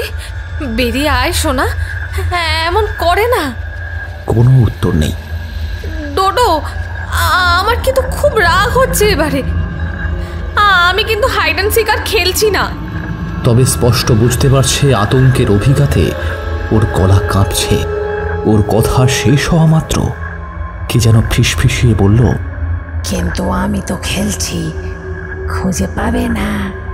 প্রচণ্ড চমকে উঠে চারদিকে টর্চের জোরালো আলো ঘুরিয়ে দেখল কোথাও কেউ নেই। তাহলে ব্যস্ত হাতে এরিকের ফোন নাম্বারটা ডায়াল করে। ফোন বেজে বেজে থেমে যায়। ফোনটা যে কেন ধরছে না রিক। টর্চটা নিয়ে কিচেনের দিকে পা বাড়ায় সে। না, কিচেনেও নেই। পাশের ঘর দুটো দেখে নেয়, কিন্তু নেই। ক্রমান্বয়ে ফোনটা করেই যাচ্ছে, কিন্তু রিক ধরছেই না। কি করবে এখন তন্নি? হঠাৎই ওর মনে হচ্ছে ও যেন একা নেই। কারোর অদৃশ্য উপস্থিতি স্পষ্ট বুঝতে পারছে ও। আর একটা বিশ্রী কটু গন্ধে ওর কাঁটা গলিয়ে উঠছে। দোতলায় অদ্ভুত মচমচ শব্দ হচ্ছে। সেটা কি ঝড়ের জন্য? বাইরে এখনো ম্লান আলোটুকু রয়েই গেছে। তাতে একটা ভারী অদ্ভুত ব্যাপার লক্ষ্য করল তন্নি। ওদের বাড়ির বাইরের বাগানের গাছগুলো যেভাবে ঝড়ের তাণ্ডবে তুমড়ে মুচড়ে যাচ্ছে, তার জালের বেড়ার বাইরের জঙ্গলে কিন্তু ঝড়ের সেই দাপট নেই। ওদের বাড়িটা যেন এক পৃথক পৃথিবী। হঠাৎই হাতের ফোনটা বেজে উঠল। রিক কল ব্যাক করেছে। ফোনটা ধরেই উষ্মা ঝরে পড়ে ওর গলা থেকে। রিক সবটা শুনল, কিন্তু কিছুই বুঝতে পারে না। ও বলে ও এক্ষুনি আসছে। তারপর সে চোখের কোণ দিয়ে স্পষ্ট দেখল কি যেন একটা সরে গেল কিচেনের দিকে। কে ওখানে? রিক ফোনের ওপারে, কিন্তু সেদিকে খেয়ালই নেই তন্নির। ফোনটা যে কেটে গেছে সেটাও খেয়াল করেনিও। হঠাৎই বিনা বাতাসে ঘরের প্রত্যেকটা মোমবাতি নিভে গেল। হাতের টর্চটাও নিভে আসে প্রায়। চূড়ান্ত অশুভের ইঙ্গিত অনুভব করতে পারে তন্নি। ফোনের টর্চের জোর খুব কম, তবুও ফ্ল্যাশটা জেলে চারিদিকে ডোডোকে খুঁজতে থাকে। হঠাৎ করেই রান্নাঘরের যে দেওয়ালটা ডোডো দেখিয়েছিল সেদিকে ওর চোখটা আটকে যায়। কি যেন একটা নড়ছে না। যেন কিছু সরীসৃপ কুণ্ডলী পাখি আছে দেওয়ালের গায়ে। স্পষ্ট অবয়ব নয়, যেন তাদের ছায়া শরীর একে অপরের সাথে জড়িয়ে মিশে যাচ্ছে দেওয়ালে। দেওয়ালটা যেন জীবন্ত। ঠিক তখনই ফোনের ফ্ল্যাশটা নিভে যায়। আকুল আধারে তন্নি একা। আন্দাজে এগিয়ে গিয়ে দেওয়ালটায় হাত বুলোয়। না, কিছুই নেই, কিন্তু কি ভীষণ ঠান্ডা। পায়ের নিচের মাটিটা দুলে ওঠে যেন। চোখে না দেখলেও স্পষ্ট অনুভব করে সিক্ত পিচ্ছিল শিকড়ের মতো কিছু একটা ওর পা দুটোকে জড়িয়ে ধরেছে। আপ্রাণ চেষ্টা করেও নিজেকে ছাড়াতে পারে না তন্নি। পারদের তাপমাত্রা বোধ হয় হিমাঙ্কের কাছে। ক্রমশ বন্ধন আরো দৃঢ় হচ্ছে। দেওয়ালের সাথে যেন সে পিষে যাচ্ছে। দম বন্ধ হয়ে আসছে ওর। একটা হিস হিসে কণ্ঠে অবদ্ধ কিছু কথা যেন কেউ কানের কাছে বলেই চলেছে, কিন্তু কে আর কি বলছে সেটা মোটেও স্পষ্ট নয়। কি করবে বুঝতে পারে না তন্নি। সমস্ত আরাধ্য দেবতার নাম স্মরণ করতে থাকে। ওর একটাই চিন্তা, ডোডো। আর ঠিক তখনই কে যেন আবার হাওয়ার ভাষায় ওর কানের কাছে ফিসফিস করে বলে ওঠে, তবে এবার বেশ স্পষ্টভাবে, যাকে খুশি ডাকো, আমাকে পরাজিত কেউ করতে পারে না। আমি অজেয়, অনশ্বর। হঠাৎই শিকড়ের বাঁধনটা আলগা হয়ে যায়। তন্নি পালাতে গিয়ে বুঝতে পারে ওর পা দুটো মাটি থেকে বেশ অনেকটাই উপরে, হাওয়ায়। আর আশ্চর্যভাবে ওই অন্ধকারেও যেন একটা স্পষ্ট আরো ততোধিক অন্ধকার অবয়ব সে দেখতে পায়। সেটা ক্রমশ যেন ওকে ঘিরে ধরছে। ওই অন্ধকার যেন এই পৃথিবীর না। কানের কাছে দুর্বোধ্য ভাষায় অনবরত কে কি যেন বলে চলেছে। আর সারা শরীরে একটা ঘিনঘিনে সিক্ত অদৃশ্য হাতের স্পর্শ স্পষ্ট। তন্নির গলার চাপটা উত্তরোত্তর বেড়েই চলেছে। শ্বাস নিতে পারছে না। একটু বাতাস বড্ড দরকার, একটু বাতাস। মাথাটা ঝিমঝিম করছে, শরীরটা অবশ হয়ে আসছে ওর। তবে কি জীবনে আর রিক, ডোডো, মা বাবা কাউকে দেখতে পাবে না সে? এটাই শেষ। শরীরটা হালকা লাগছে। পরক্ষণেই বুঝতে পারল ও আছড়ে পড়েছে মাটির উপরে। মাথায় তীব্র যন্ত্রণা, আর তারপরেই সব নিকষ, নিশ্চুপ।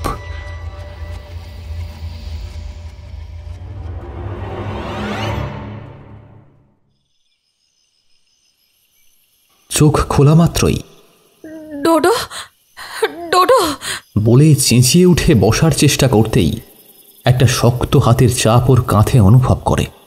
চমকে উঠে ফিরে দেখে রিক। রিকের চোখে ভয়, দুশ্চিন্তা এবং অসহায়তা মিলেমিশে একাকার। রিক, রিক, ডোডো কই? ব্যর্থভাবে মাথা নাড়ে রিক।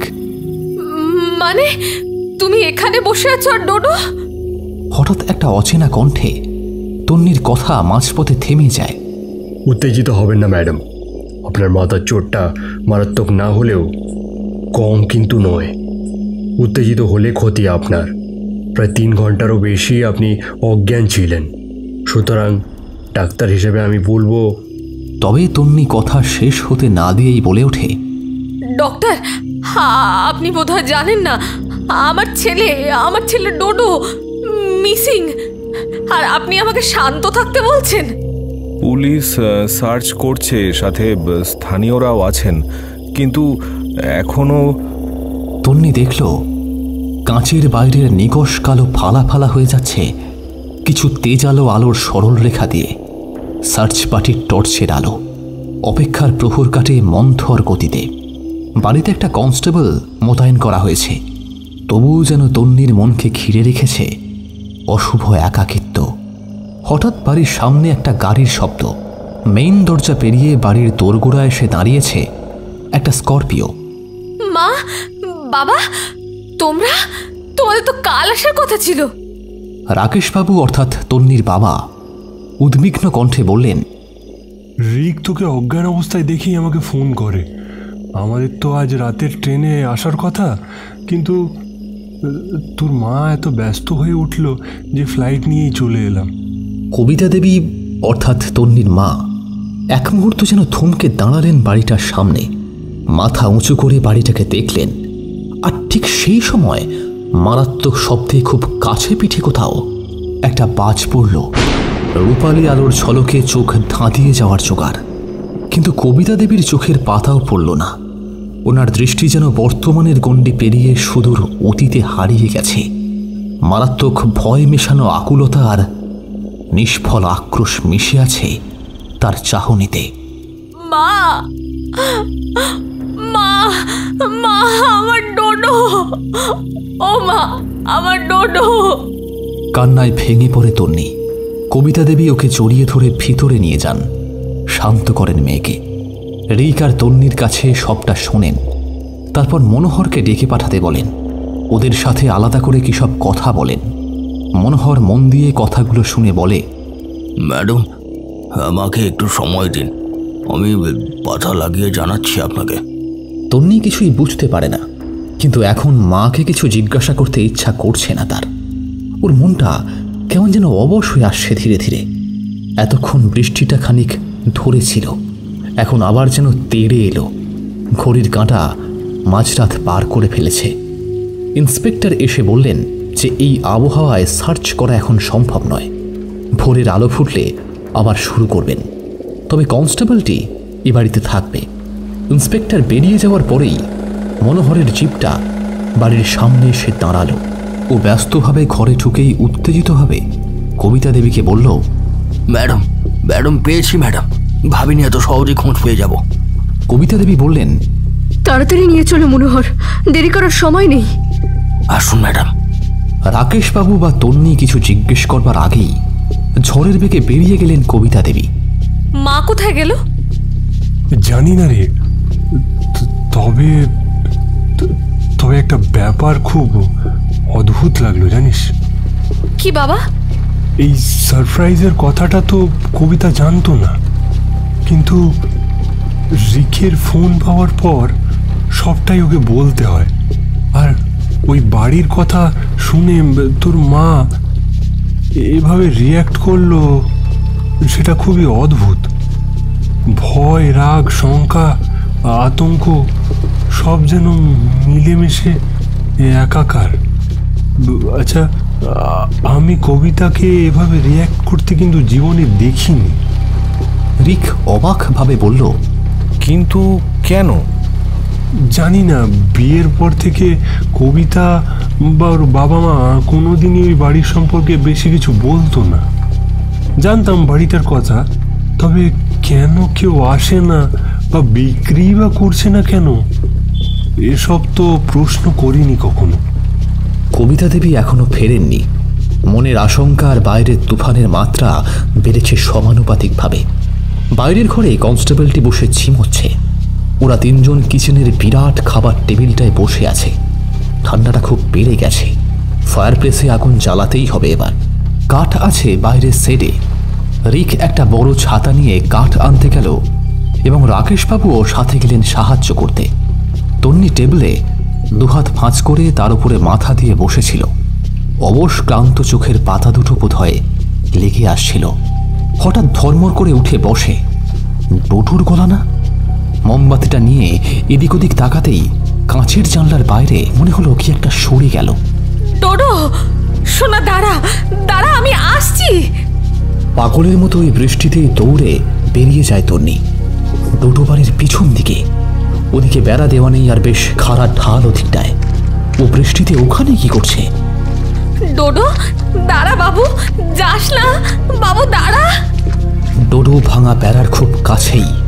মুহুর্মুহু বিদ্যুতের ঝলকে তন্নি দেখছে ও ঢালের দিকে এগিয়ে যাচ্ছে ক্রমশ। চেঁচিয়ে বারণ করা সত্ত্বেও থামছে না। কি করবে এখনো? রিককে ডাকতে গেলে তার আগেই যদি ডোডো... না, ওকে যা হোক করে ডোডোকে বাঁচাতেই হবে। সন্তর্পণে এগোতে থাকে তন্নি। ডোডো ঢালের খুব কাছে। না, আর অপেক্ষা করা সম্ভব নয়। প্রায় লাফিয়ে ডোডোকে ধরতে চায়ও, কিন্তু ডোডো হাতটা ধরার আগেই ফসকে যায় আর কাদায় পিছলে যায় তন্নির পাটা। সামনে অতল খাদ। হাতের কাছে এমন কিছু নেই যেটা ধরে... শব্দটা অতর্কিতেই বেরিয়ে আসে ওর মুখ দিয়ে। আর ঠিক তখনই ওর বাম হাতের কবজিটায় একটা হ্যাচকার টান অনুভব করে। মা! কবিতা দেবী সঠিক মুহূর্তে তন্নির হাতটা ধরে ফেলেছেন আর একটা কাপড়ের পুটলির মতো কিছু ডোডোর দিকে ছুঁড়ে দেন, আর ছুঁড়ে দেওয়া মাত্রই ডোডো যেন হাওয়ায় মিলিয়ে যায়। তন্নি ব্যাকুল কণ্ঠে বলে ওঠে, মা, মা, ডোডো।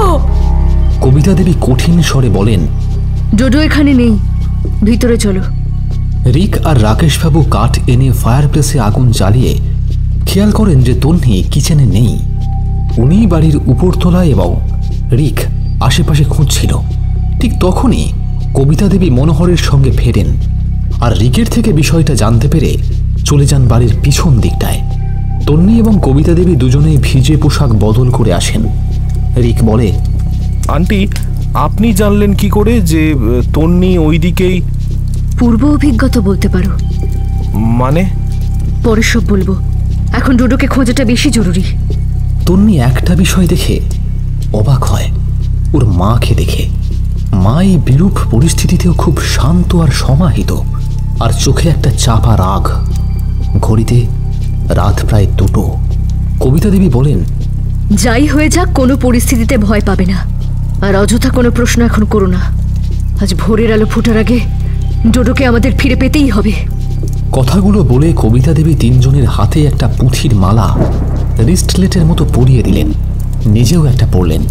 ওনাদের কথা শেষ হওয়ার সাথে সাথেই দরজায় টোকা পড়ল। ওদের চোখে বিস্ময়। কনস্টেবলটি ঘুমোচ্ছে অঘরে। কবিতা দেবী দরজাটা খুললেন। বাইরে তুফানের দাপট স্তিমিত। মনোহরের পাশে দাঁড়িয়ে আছেন এক পক্ককেশ ঈষৎ নুব্জ বৃদ্ধা। এসো মাসি, তুমি যে আসতে পেরেছ। আসবো না মানে? আগের বারের কথা শেষ না করেই ওনাকে থামাতে হলো।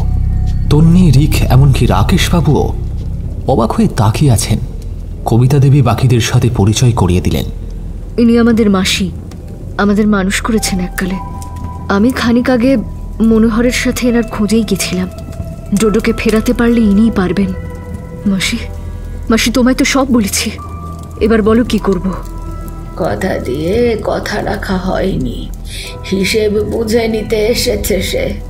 তবে নিষ্পাপের প্রাণ সে নিতে পারে না, আমি তা হতে দেব না। তন্নি আর রিক চোখাচোখি করল। দুজনেই কিছু বুঝতে পারছে না। ওনার কাঁধের ব্যাগ থেকে একটা ছোট্ট বাক্স বের করে তার থেকে একটা কি গুঁড়ো মতন জিনিস বিভিন্ন জায়গায় হালকা করে ছিটিয়ে দিতে লাগলেন।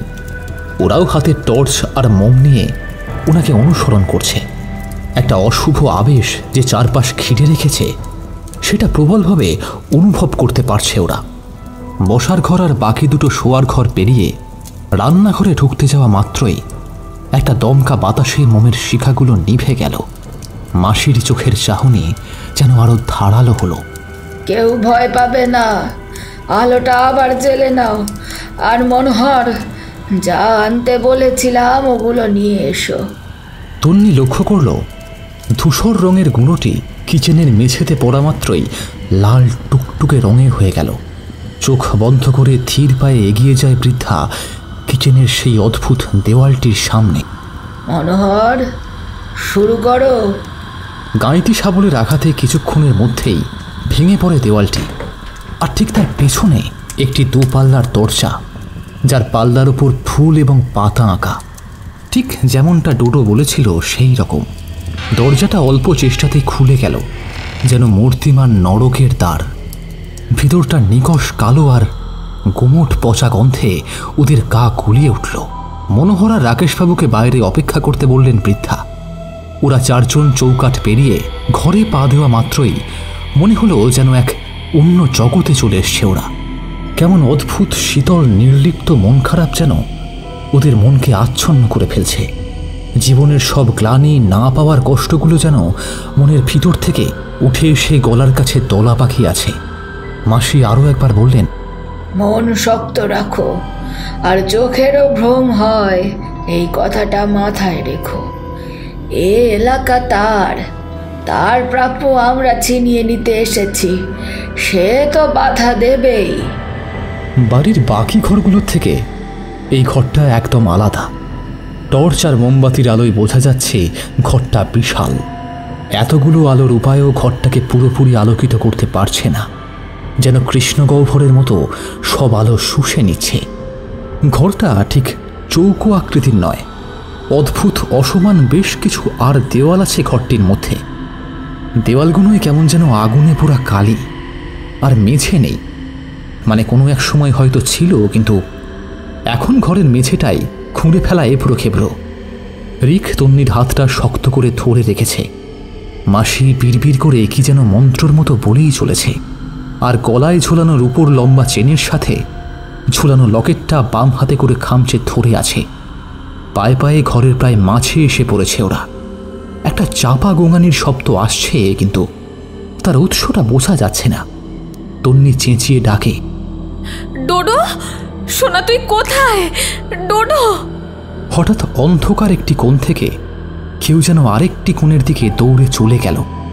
ওই তো ডোডো বলেই তন্নি সেদিকে দৌড়াবার চেষ্টা করতেই বৃদ্ধা ওর হাতটা ধরে বাধা দিল। ভ্রম, ও আমাদের সাথে খেলছে। বাকিরা এগিয়ে গেছে। কবিতা দেবী একটু পিছিয়ে পড়েছেন। হঠাৎ লক্ষ্য করেন একটি আর পাঁচিলের পাশে একটি কালো অবয়ব। তিনি হাতের আলোটা নিয়ে পায়ে পায়ে সেদিকে এগোচ্ছিলেন। হঠাৎই অসাবধানে পাটা মুচকে পড়ে যান। কিন্তু তিনি এ কাকে দেখছেন? ওনার পায়ের সামনে বসে মলিন পোশাকের এক পূর্ণ গর্ভবতী কিশোরী। কোমর ছাপানো চুলগুলো অবিন্যস্তভাবে ছড়িয়ে পড়েছে মুখের ওপর, বুকের ওপর। মুখটা বুকের ওপর ঝুলে পড়েছে। কিশোরীর স্ফীত পেটের ওপরের পোশাকের আস্তরণটা নিজে নিজেই নড়ছে, ক্রমশ সেটা বাড়ছে। কিশোরীটি যন্ত্রণায় আর্তনাদ করে কুঁকড়ে যাচ্ছে, কিন্তু তার চিৎকার শব্দহীন। এরপর যেটা ঘটল সেটা কবিতা দেবী কল্পনাতেও ভাবেননি। পেটটা আরও স্ফীত হতে থাকে এবং একসময় পেটের ওপরকার জামার আস্তরণটা ছিঁড়ে যায়। মেয়েটা দুটো হাতে পেটটা আঁকড়ে ধরে, আর পেটের চামড়া মাংস আক্ষরিক অর্থে ফেটে বেরিয়ে আসে একটি শিশু। মেয়েটি মরণ চিৎকার করে মাটিতে লুটিয়ে পড়ে। মুখের ওপরকার চুলগুলো সরে গেছে একপাশে। কবিতা দেবীর মুখের থেকে অস্ফুটে বেরিয়ে আসে, শেলি। বৃদ্ধা কাঁধের ঝোলা থেকে একটি রেশমি কাপড়ের পোটলা আর একটি কালচে ধাতুর পাত্র বের করেন। পাত্র থেকে জল বের করে নিয়ে চারদিকে ছিটাতে থাকেন, আর সাথে সাথেই ওই ঘরের মধ্যে একটা আলোড়ন শুরু হয়ে যায়। ঘরে একটাও জানলা নেই। প্রবল ঝোড়ো বাতাসে যেন সব লণ্ডভণ্ড হয়ে যাচ্ছে। বাতিগুলো সব নিভে যায়, আর ঘরের দরজাটাও সশব্দে বন্ধ হয়ে যায়। রিক আর বৃদ্ধার হাতের টর্চ দুটোই সম্বল মাত্র। তন্নির হঠাৎ খেয়াল হয়, মা, ও মা, মা তুমি কোথায়? কবিতা দেবী নিজেকে সামলে নিয়েছেন ইতিমধ্যে। এই তো আসছি বলে এগিয়ে এসে মেয়ের হাতটি চেপে ধরলেন। বৃদ্ধা পোটলা থেকে আরও কি একটা বের করে মুঠোর মধ্যে ভরে চোখ বুজে রইলেন খানিকক্ষণ। তারপরে বললেন, চলো, ডোডো ওই দিকেই আছে। সত্যিই কয়েক পা এগিয়ে গিয়ে ওরা দেখে একটি পাথরের বাঁধানো ছোট কুয়োর পাশে ডোডো শুয়ে আছে। রিক বলে, ঘরের মধ্যে কুয়ো? এটা ঠিক কুয়ো না, ওই দেখো কিছু লোহার যন্ত্র, নল সব পড়ে আছে। এটা বাড়ির মূল জলের ব্যবস্থা ছিল। এই কূপ থেকে পাম্প করে জল তোলা হতো। ডোডো, ডোডো। তন্নির ডাকে ঘুম ভাঙে ডোডোর। মাম্মা, তুমি এসেছো? আমি কত ডাকলাম তোমায়, তুমি এলে না কেন? এই তো সোনা, এসেছি। আয় বাবু, আয়। দুহাত বাড়িয়ে ওকে কোলে তুলে নিতে যায় তন্নি, আর ঠিক সেই মুহূর্তে কোনো এক অদৃশ্য বলে ডোডো পিছু হাঁটতে থাকে। ওর চোখের ভাব বলে দিচ্ছে যে ওর শরীরের ওপর ওর কোনো কাবুই নেই। ও কুয়োর ওপরে উঠে পড়ে। ভয়ার্ত কণ্ঠে চেঁচিয়ে ডাকে ডোডো, আমাকে ধরো বাবা, বাবা আমাকে ধরো, আমি পড়ে যাব, আমি। কি করবে ওরা? ডোডোর থেকে দূরত্ব ওদের বেশ খানিকটা। রিক দৌড়ে যাওয়ার চেষ্টা করতেই হাওয়ার স্বরে কে যেন বিশ্রী খ্যাস খ্যাসে গলায় বলে ওঠে, পারবে না, পারবে না, পারবে না বাঁচাতে। আমার প্রাপ্য আমি বুঝে নেব। কত বছর অপেক্ষা করছি আমি। ঘরের ভিতরের তাপমাত্রা এক ঝটকায় অনেকটা বেড়ে গেছে, আর সব তাপের উৎস কুয়োর ওই খোলা মুখটা। কথাটা শেষ হওয়া মাত্রই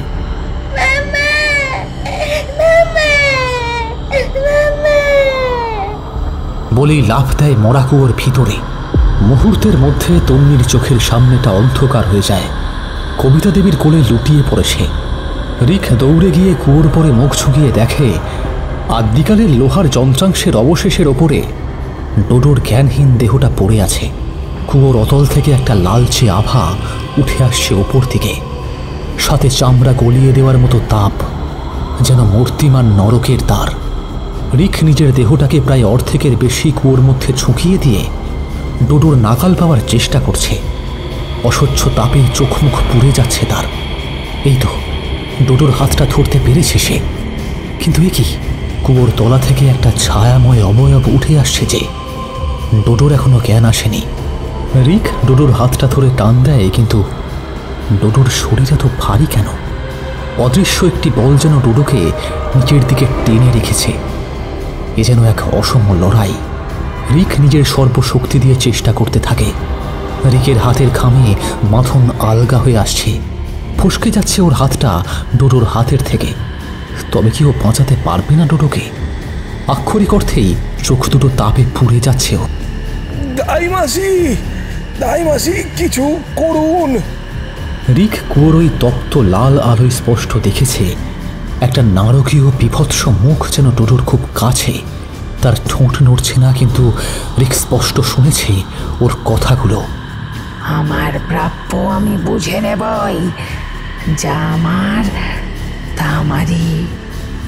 রিক মরিয়া হয়ে চিৎকার করে ওঠে, প্লিজ ডোডোকে বাঁচান, প্লিজ। জব শেষ করে পোটলাটি খুলে ভিতরের সমস্ত ভস্যটাই ছড়িয়ে দেন কুয়োর ভিতরে ডোডোর উপরে। আর নিমেষে রিক অনুভব করল সেই ছায়া শরীরটা নেই। কুয়োর ভিতরের সেই নরকাগ্নিও স্তিমিত হয়েছে। ডোডোর দেহটা আগের থেকে হালকা, কিন্তু ওর একার পক্ষে কি ওকে তোলা সম্ভব? ওর চিন্তার মাঝেই দরজাটার সজোরে খোলার শব্দ হলো। আর রাকেশবাবু এবং মনোহর দুজনেই দৌড়ে এসে রিকের সাথে হাত লাগালেন। ডোডোকে সন্তর্পণে তুলে আনা হলো। তন্নি ওকে জড়িয়ে ধরে হাউমাউ করে কেঁদে উঠল।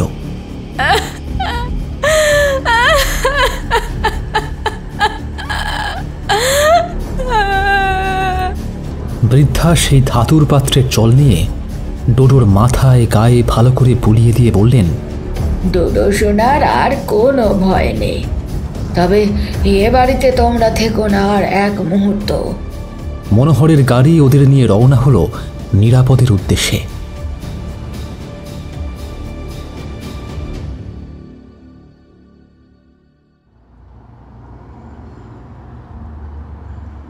অফিসের ঠিক করে দেওয়া হোটেলেই ফিরে এসেছে ওরা। দাইমাসিকে ওদের সঙ্গেই রেখেছে। ওনারও বিশ্রামের দরকার, আর অনেক প্রশ্নের উত্তর একমাত্র উনিই বোধহয় দিতে পারবেন। তন্নি এতটাই ভয় পেয়ে আছে যে রিককে ওই বাড়ি থেকে ওনাদের জিনিসপত্রগুলো আনতে দিতে চাইছে না সে। কিন্তু ওকে অনেক বুঝিয়ে রাকেশবাবু এবং রিক গিয়ে ওই জিনিসগুলো নিয়ে এসেছে মনোহরের সাহায্যে। ডোডো একটু চুপচাপ হয়ে গেছে, তবে ডাক্তার বলেছে ভয়ের কিছু নেই। ছেলে মানুষ, ধীরে ধীরে সব স্মৃতি মুছে যাবে সময়ের সাথে। পুরো বিষয়টা এতটাই গোলমেলে আর রহস্যময় যে তন্নি, রিক, রাকেশবাবু সবাই খুব উৎসুক ব্যাপারটা জানতে।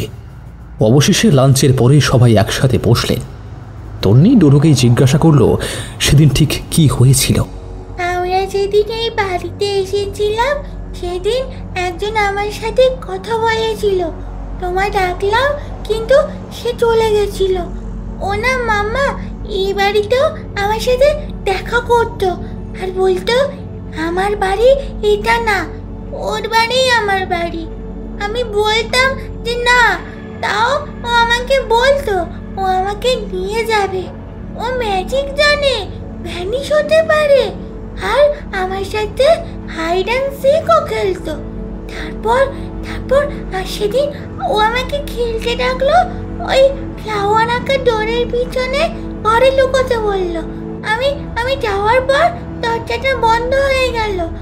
আমার খুব ভয় করলো, আমি কাঁদলাম, কিন্তু ওই অন্ধকারে ও লুকিয়ে ফিসফিস করে বলল এই ডার্ক রুমটাই আমার বাড়ি। আর দুদিন পর ও নাকি আমাকে ওর নিজের করে নেবে। আর তারপর আমার কেমন যেন ঘুম পেল। ব্যাস, আমি আর কিছু জানি না মাম্মা। তন্নি উদ্বিগ্নভাবে বলল, কেমন কেমন দেখতে ওকে? জানি না মাম্মা, ওর তো ফেস নেই, মুখের জায়গায় শুধু কালো। দাইমাসি ওকে কোলের কাছে টেনে নিয়ে ওর গায়ে মাথায় কি সব মন্ত্র পড়ে ফুঁ দিয়ে দিলেন। কবিতা দেবী বরাবরই একটু চুপচাপ। এতক্ষণে তিনি মুখ খুললেন। রাকেশ, তুমি আমাকে না জানিয়ে ওদের চাবিটা দিয়ে যে কত বড় ভুল করেছো আশা করি তুমি বুঝতে পারছো। এ বাড়ির নাম আমি বা আমার বাবা মা কেন করতেন না তার নিশ্চয়ই কোনো কারণ আছে, আর তুমি সেসব না ভেবেই। রিক পরিস্থিতি সামাল দেয়। আন্টি, এই ঘটনার পিছনে যে অনেক গল্প আছে বুঝতে পারছি, প্লিজ বলো আমাদের, প্লিজ। দাইমাসি রিকের কথা রেশ টেনে নিয়ে বলেন, শুরুটা আমি করি, পরে না হয় মিলি বাকিটা বলবে। বলে কবিতা দেবীর দিকে তাকালেন। বৃদ্ধা স্মৃতির সমুদ্রে যেন ডুব দিলেন। তবে ঘটনা প্রবাহ কখনো বর্তমানে বা কখনো অতীতে প্রবাহিত হতে থাকে। বৃদ্ধার বক্তব্য গুছিয়ে সংক্ষেপে বললে যা দাঁড়ায় সেটা হলো, কলকাতার ডাকসাইটে উকিল সুবিনয় গুহ এবং স্কুল শিক্ষিকা সরমা দেবীর 3 সন্তান, 2 যমজ মেয়ে কাহিনী এবং কবিতা, আর তাদের থেকে বছর 4 ছোট ছেলে শুভব্রত। সুবিনয় গুহর বাবা ব্রিটিশ আধিকারিকের কাছ থেকে এই বাড়িটি কেনেন। এই বাড়ির দেখভালের দায়িত্ব ছিল বৃদ্ধার বাবার উপরে। হঠাৎ একদিন 2 দিনের জ্বরে তিনি মারা যান। তখন মা মরা মালতী অর্থাৎ দাইমাসিকে উনি সাথে করে নিয়ে আসেন আর নিজের মেয়ের মতো মানুষ করেন। সুবিনয়ের সাথে বিয়ের পর সরমাও নিজের বোনের মতো করে কাছে টেনে নেয় মালতীকে। সুবিনয় আর সরমার সন্তানদের নিজের সন্তানের মতো যত্ন করে বড় করতে থাকে মালতী। হয়ে ওঠে ওদের প্রিয় দাইমাসি। সুবিনয়ের সাজানো জীবনের একটিমাত্র সমস্যা ছিল তার মেয়ে কাহিনী ওরফে শেলি। তাকে সঠিক পথে আনতে 2 মেয়েকে সুবিনয় মালতীর তত্ত্বাবধানে পাঠিয়ে দেন এখানে এক কনভেন্ট স্কুলে। প্রথম দিকে সব ঠিক থাকলেও পরের দিকে সুর কাটতে থাকে। শেলি ক্রমশ হাতের বাইরে চলে যায়। তার আচরণ অদ্ভুত হতে থাকে। দিনে দিনে শরীরে ভাঙন ধরে তারপর একদিন মালতী বিষয়টা আন্দাজ করে শেলিকে জিজ্ঞাসাবাদ করতে যায় এবং সেদিন শেলির বিকট আক্রোশের বলি হতে হতে বেঁচে যায় মালতী। মালতীর বাবা কিছু বিশেষ তুপগুণ জানতেন, তার থেকে খানিকটা মালতীও শিখেছিল। সেই বিদ্যায় সেদিন মালতীর প্রাণ বাঁচায়। কবিতা দেবী এবার বলতে শুরু করেন, সেদিন আমি দরজার ফাঁক দিয়ে শেলির বিকট রূপ দেখেছিলাম। তার আগেও অবশ্য 2 বার দেখেছি। বুঝেছি কেউ বিশ্বাস করবে না ভেবে কিছু বলতে পারিনি। যেদিন মা আমাকে নিতে এসেছিল সেদিন শেলিকে শেষবারের মতো দেখেছিলাম। এক রাতে চোখ মুখ বসে গেছিল, আর কি যেন একটা গরমিল লাগছিল ওর মধ্যে। সেদিন বুঝিনি, পরে বুঝেছিলাম। ওর রোগা শরীরের সাথে বিশ্রীভাবে ফুলে ওঠা পেটটা যেন খাপ খাচ্ছিল না। বৃদ্ধা আবার বলতে শুরু করেন, তোমরা চলে যাওয়ার পর আমি অনেক করে জানার চেষ্টা করি যে ঘটনার পিছনে ছেলেটি কে। প্রথমে না বলতে চাইলেও অবশেষে বলে। আমাদের ড্রাইভার ডেভিড এক হিপিদের আড্ডা থেকে ছেলেটিকে ধরে আনে। অনেক মারধর করার পর সে স্বীকার করে সে শেলির সাথে মিথ্যে প্রেমের নাটক করে একটা জায়গায় নিয়ে গেছিল। তাদের শেলির মতো একটা আধারের দরকার ছিল, তবে শেলিকে ও স্পর্শও করেনি। আমরা খোঁজ নিয়ে জানতে পারি ছেলেটা কোনো একটা দলের সাথে যুক্ত ছিল যারা শয়তানের উপাসনা করত। রিক উত্তেজিত কণ্ঠে বলে, শয়তানের উপাসক মানে স্যাটনিক কাল্ট? এসব তো সিনেমায় হয়, সত্যি হয় নাকি? সিনেমা তো জীবনেরই গল্প দাদু ভাই। আর ওই সময়টায় এদিকে ওই হিপিদের দল বা ইংরেজদের ছেড়ে যাওয়া রক্তবাহী বংশজ অনেকেই ছিল। আর মানুষ থাকলে তার মধ্যে কিছু মন্দ মানুষ তো থাকবেই। আমাদের বাড়ির পিছনের ঢাল বরাবর নেমে গেলে এমন এক পরিত্যক্ত চার্চ আছে যেখানে শয়তানের উপাসনা হতো, তবে সঠিক প্রমাণ আমাদের কাছে ছিল না।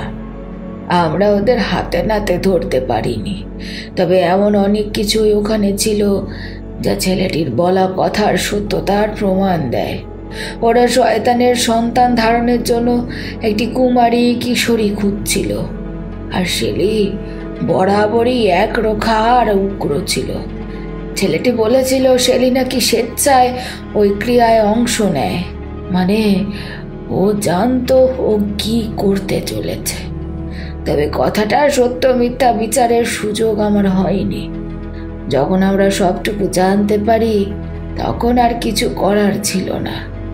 তখনকার দিনে কুমারী মেয়ের গর্ভবতী হওয়াটা বিরাট ব্যাপার ছিল। তারপর কি হলো দিদু? শেলি যে আর শেলি নেই সেটা বুঝলাম। খেত না, ঘুমাতো না, শুধু যেন খোলসটুকু। শেলির ভিতরে ওর আত্মাটাই নেই। নিজের বিদ্যেটা যেটুকু করার করছিলাম। অবশেষে আমার বাবার গুরু আর চার্চের পাদ্রী দুজনের সাহায্য নেই। ওনারা দুজনেই বলেন শেলিকে বাঁচানো অসম্ভব, শুধু সন্তানটিকে ভূমিষ্ঠ করা পর্যন্ত ওর আয়ু। তবে ওই অশুভ সন্তানটিকে যে কোনোভাবেই আমাদের শেষ করতেই হবে। আমরা সেই মতো প্রস্তুত হতে থাকি। শেষের দিকে শেলি কিছুই খেত না, সূর্যের আলো সহ্য করতে পারত না, শব্দ সইতে পারত না। রান্নাঘরের পাশের ওই পাম্প কাম স্টোর রুমটায় সারাদিন বসে থাকত। তারপর যখন ওর ডেলিভারির দিন এগিয়ে এলো, আমি সরমা বৌদিকে তার করলাম। বৌদি নিয়মিত চিঠিতে খবর নিত। কবিতা দেবী অন্যমনস্কভাবে বলে ওঠেন, আমার এখনো মনে আছে সেই দিনটার কথা। খবর পেয়ে বাবা মা আমাকে আর ভাইকে মামার বাড়িতে পাঠানোর ব্যবস্থা করলো, কিন্তু ভাই মারাত্মক বায়না ধরল। অবশেষে মা ওকে সঙ্গে নিয়ে যেতে বাধ্য হয়। আমি তখনও জানতাম না যে এরপর আমাদের জীবনটা আগের মতো থাকবে না। সেদিনও ছিল ঠিক এমন একটা তুফানের দিন। আমি, আমার বাবার গুরু আর পাদ্রী সকাল থেকে ঈশ্বরের নাম করতে থাকি, আর শেলি ততই বিকট রূপ নিতে থাকে। জীবন্ত পিশাচিতে পরিণত হয় ও। নিজেকে আর নিজের অমেধ্য সন্তানকে বাঁচাতে ও রান্নাঘরের সংলগ্ন পাম্প রুমটায় গিয়ে লুকোয়। প্রসব বেদনা শুরু হলে আমি আর সরমা বৌদি ওর সাহায্য করতে চাই বটে, কিন্তু আমাদের চোখের সামনে যা ঘটে তা অবিশ্বাস্য। অক্ষরে করতে শেলির পেট চিরে বেরিয়ে আসে কোথাকার একটা শিশু। তাই তো দাইমাসে। মিলিমা, তুই জানলি কি করে? আমি যে আজ ওই ঘরে সবটুকু নিজের চোখে দেখলাম মাসি। ছেলেটা যে কত কষ্ট সহ্য করেছে, ওর কষ্ট যে আমার থেকে আর কেউ বেশি বুঝতো না গো মাসি। আমার যে প্রাণের দোষরও। কান্নায় কবিতা দেবীর গলা ধরে আসে। তন্নিমাকে জড়িয়ে ধরে আশ্বাস দেয়। রাকেশবাবু বলেন, তারপর? শিশুটি সাক্ষাৎ শয়তানের অংশ। পাদ্রী ও গুরুদেব ঠিক করেন ওই মুহূর্তেই ওটাকে নিকেশ করতে হবে। পাম্প রুমের মধ্যেই আগুন লাগিয়ে দেওয়া হয় ওটাকে, আর যাতে কেউ কোনো দিন ওই ঘরে ঢুকতে না পারে তার জন্য দরজার উপর দেওয়াল তুলে দেওয়া হয়। আর ঠিক সেই সময় হেসে কণ্ঠে শেলি যেন বলে ওঠে, এবার হিসেব নেওয়ার পালা শুরু। আমরা জানতাম শেলি নেই, আর যে বলছে সেই শেলির এই পরিণতির জন্য দায়ী। চুপিসারে শেলির শেষকৃত্যটুকু মিটিয়ে ফেলি আমরা, কিন্তু শয়তানের খেলা তখনও শেষ হয়নি, সেটা আমরা বুঝিনি। বাড়ি ফেরার জন্য সবাই তৈরি। হঠাৎ শুভব্রতকে খুঁজে পাওয়া যাচ্ছিল না। এদিক ওদিক খুঁজতে খুঁজতে বাড়ির পেছনের ঢালের কিনারায় ঘন কুয়াশার মধ্যে ওকে দাঁড়িয়ে থাকতে দেখি, আর চেঁচিয়ে বলি, শুভ বাবা, ওদিকে যেও না, পড়ে যাবে। না দাইমাসি, ওদিকে শেলি দিদি আছে, আমাকে ডাকছে। বলেই আরও এগিয়ে যায়। আমি ওকে ধরতে যাওয়ার আগেই ঢালের অতলে গড়িয়ে পড়ে শুভ। ওর শেষ মুহূর্তে ও যাকে শেলি ভেবেছিল সে আর কেউ নয়, সাক্ষাৎ শয়তান। আমি নিজে ওই কালো অবয়বটিকে দেখেছিলাম সেদিন, আর সেই মুহূর্তে কানের কাছে যেন শুনতে পেয়েছিলাম, এবার হিসেব নেওয়ার পালা শুরু। উফ, কি মর্মান্তিক। শর্মা বৌদি আর দাদা দুজনেও নিজের চোখে দেখেছিলেন ঘটনাটা, কিন্তু কিছু করার সুযোগ। হ্যাঁ মাসি, মা প্রায় 5-6 মাস কোনো কথা বলেনি। কত ডাক্তার দেখিয়েছিলেন বাবা, আমাদের জীবনটাই যেন বদলে গেছিল এক নিমেষে। আর তুমিও তো ফিরলে না। হ্যাঁ, ওই ঘটনার পর আমার পক্ষে দাদা বৌদির মুখের দিকে তাকানোর ক্ষমতা ছিল না। ঠিক করলাম এখানেই থেকে যাব। গুরুদেবের কাছে শিখতে শুরু করলাম, যাতে ভবিষ্যতে আর কোনো মার কোল ফাঁকা না হয়, যাতে আর কোনো দিন শয়তান জিততে না পারে। পাদ্রী আর গুরুদেব মিলে বাড়িটার সীমা বরাবর বেঁধে দিলেন আর বললেন এই বংশের শোণিত বাহক কেউ যেন এই বাড়িতে না আসে। ধীরে ধীরে প্রচারিত হয়ে যায় এটা ভূতের বাড়ি। এক পাগল না ভবু ঘুরে আর কিছু ছাগল কুকুরও নাকি এই চৌহদ্দির মধ্যে এসে মারা পড়েছে বলে শুনেছিলাম।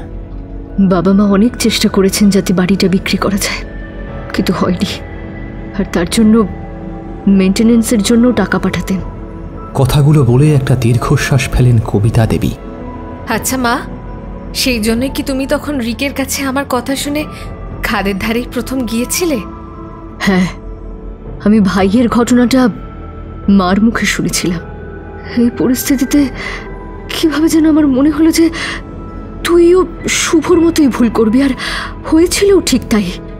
ডোডো এই বংশের রক্ত এবং পুত্র সন্তান। ওর প্রাপ্য পুত্র সন্তান কেড়ে নেওয়ার প্রতিশোধ ও নেওয়ার চেষ্টা করেছিল, হয়তো ভবিষ্যতে আবারও করবে। তাই তন্নি ব্যস্ত কণ্ঠে বলে, কেন দিদু, সব তো শেষ, তুমি তো আমাদের বাঁচিয়ে নিলে। আমার ডোডোর কি বিপদ হবে? হ্যাঁ, এখনো কাটেনি। ডোডো সোনার এখন আর কোনো বিপদ নেই, ভবিষ্যতেও থাকবে না। তবে ওই বাড়ির ত্রিসীমানায় না যদি যায় তাহলেই। রাকেশবাবু এতক্ষণ সব শুনছিলেন, এবার বললেন, মাসি, আপনি তার মানে বলছেন অশুভের শেষ এখনো হয়নি? দেখো বাবা, এ জগতে আলো আর অন্ধকার, শুভ আর অশুভ দুই শাশ্বত। এবারের সীমা বেঁধে দিয়েছি। গুরুদেবের আশীর্বাদে সেটুকু ক্ষমতা আমার আছে, কিন্তু অশুভকে বিনাশ করা অতটাও সোজা নয়। ঠিক যেমন অসুখ হলে ওষুধ খেয়ে অসুখ সারানো যায়, কিন্তু দুনিয়া থেকে রোগবালাই কি সাফ হয়ে যায়? যায় না। আর শেলি নিজের স্বেচ্ছায় আত্মা আর নিজের গর্ব অশুভকে উৎসর্গ করেছিল। কথা দিয়েছিল অমেধ্য জাতককে পৃথিবীর আলো দেখাবে, কিন্তু সেটা তো হয়নি। তাই অশুভ সর্বন্তিক চেষ্টা করবে তার হিসেব বুঝে নেওয়ার। তাই সব থেকে উপযুক্ত উপায় এ বাড়ির সীমার বাইরে থাকা। কবিতা দেবী যেন নিজের মনেই বলে ওঠেন, আসলে সত্যের জয়, শুভর জয় নিশ্চিত। তবে অমেধ্য হেরে গেলেও সময়ের অন্তরালে কোথাও একটা লুকিয়ে থাকে পরবর্তী উপযুক্ত সুযোগের অপেক্ষায় পুনরায় আঘাত আনার জন্য। আর এই সুযোগ দেওয়া বা না দেওয়াটা তো সম্পূর্ণভাবে আমাদেরই হাতে, তাই না?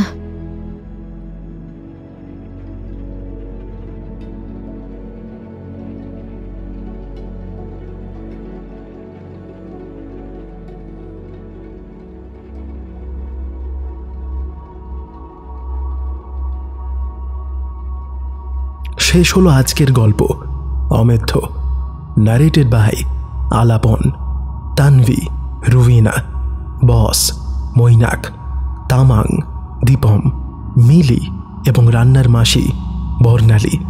তানভীর মা Adhyay, Shelly, Ditipriya, Rik R J Soumik, Sarma, Mahua, মাসি এবং ডোডো, পিয়ালি, মনোহর, শুভঙ্কর, দারোয়ান ডেভিড এবং ডাক্তার বিপুল, রানী, শ্রাবস্তি। ডিরেকশন এবং soundscape by Bipul, scripted by Mrittika, poster design Raunak Mondal. গল্পের সূত্রধর আমি আসঞ্জন। ফিরে আসবো আরও একটি অভিনব গল্প নিয়ে, তাই কান রাখুন শুধু গল্পের জন্য ইউটিউব চ্যানেলে। নমস্কার, শুভরাত্রি।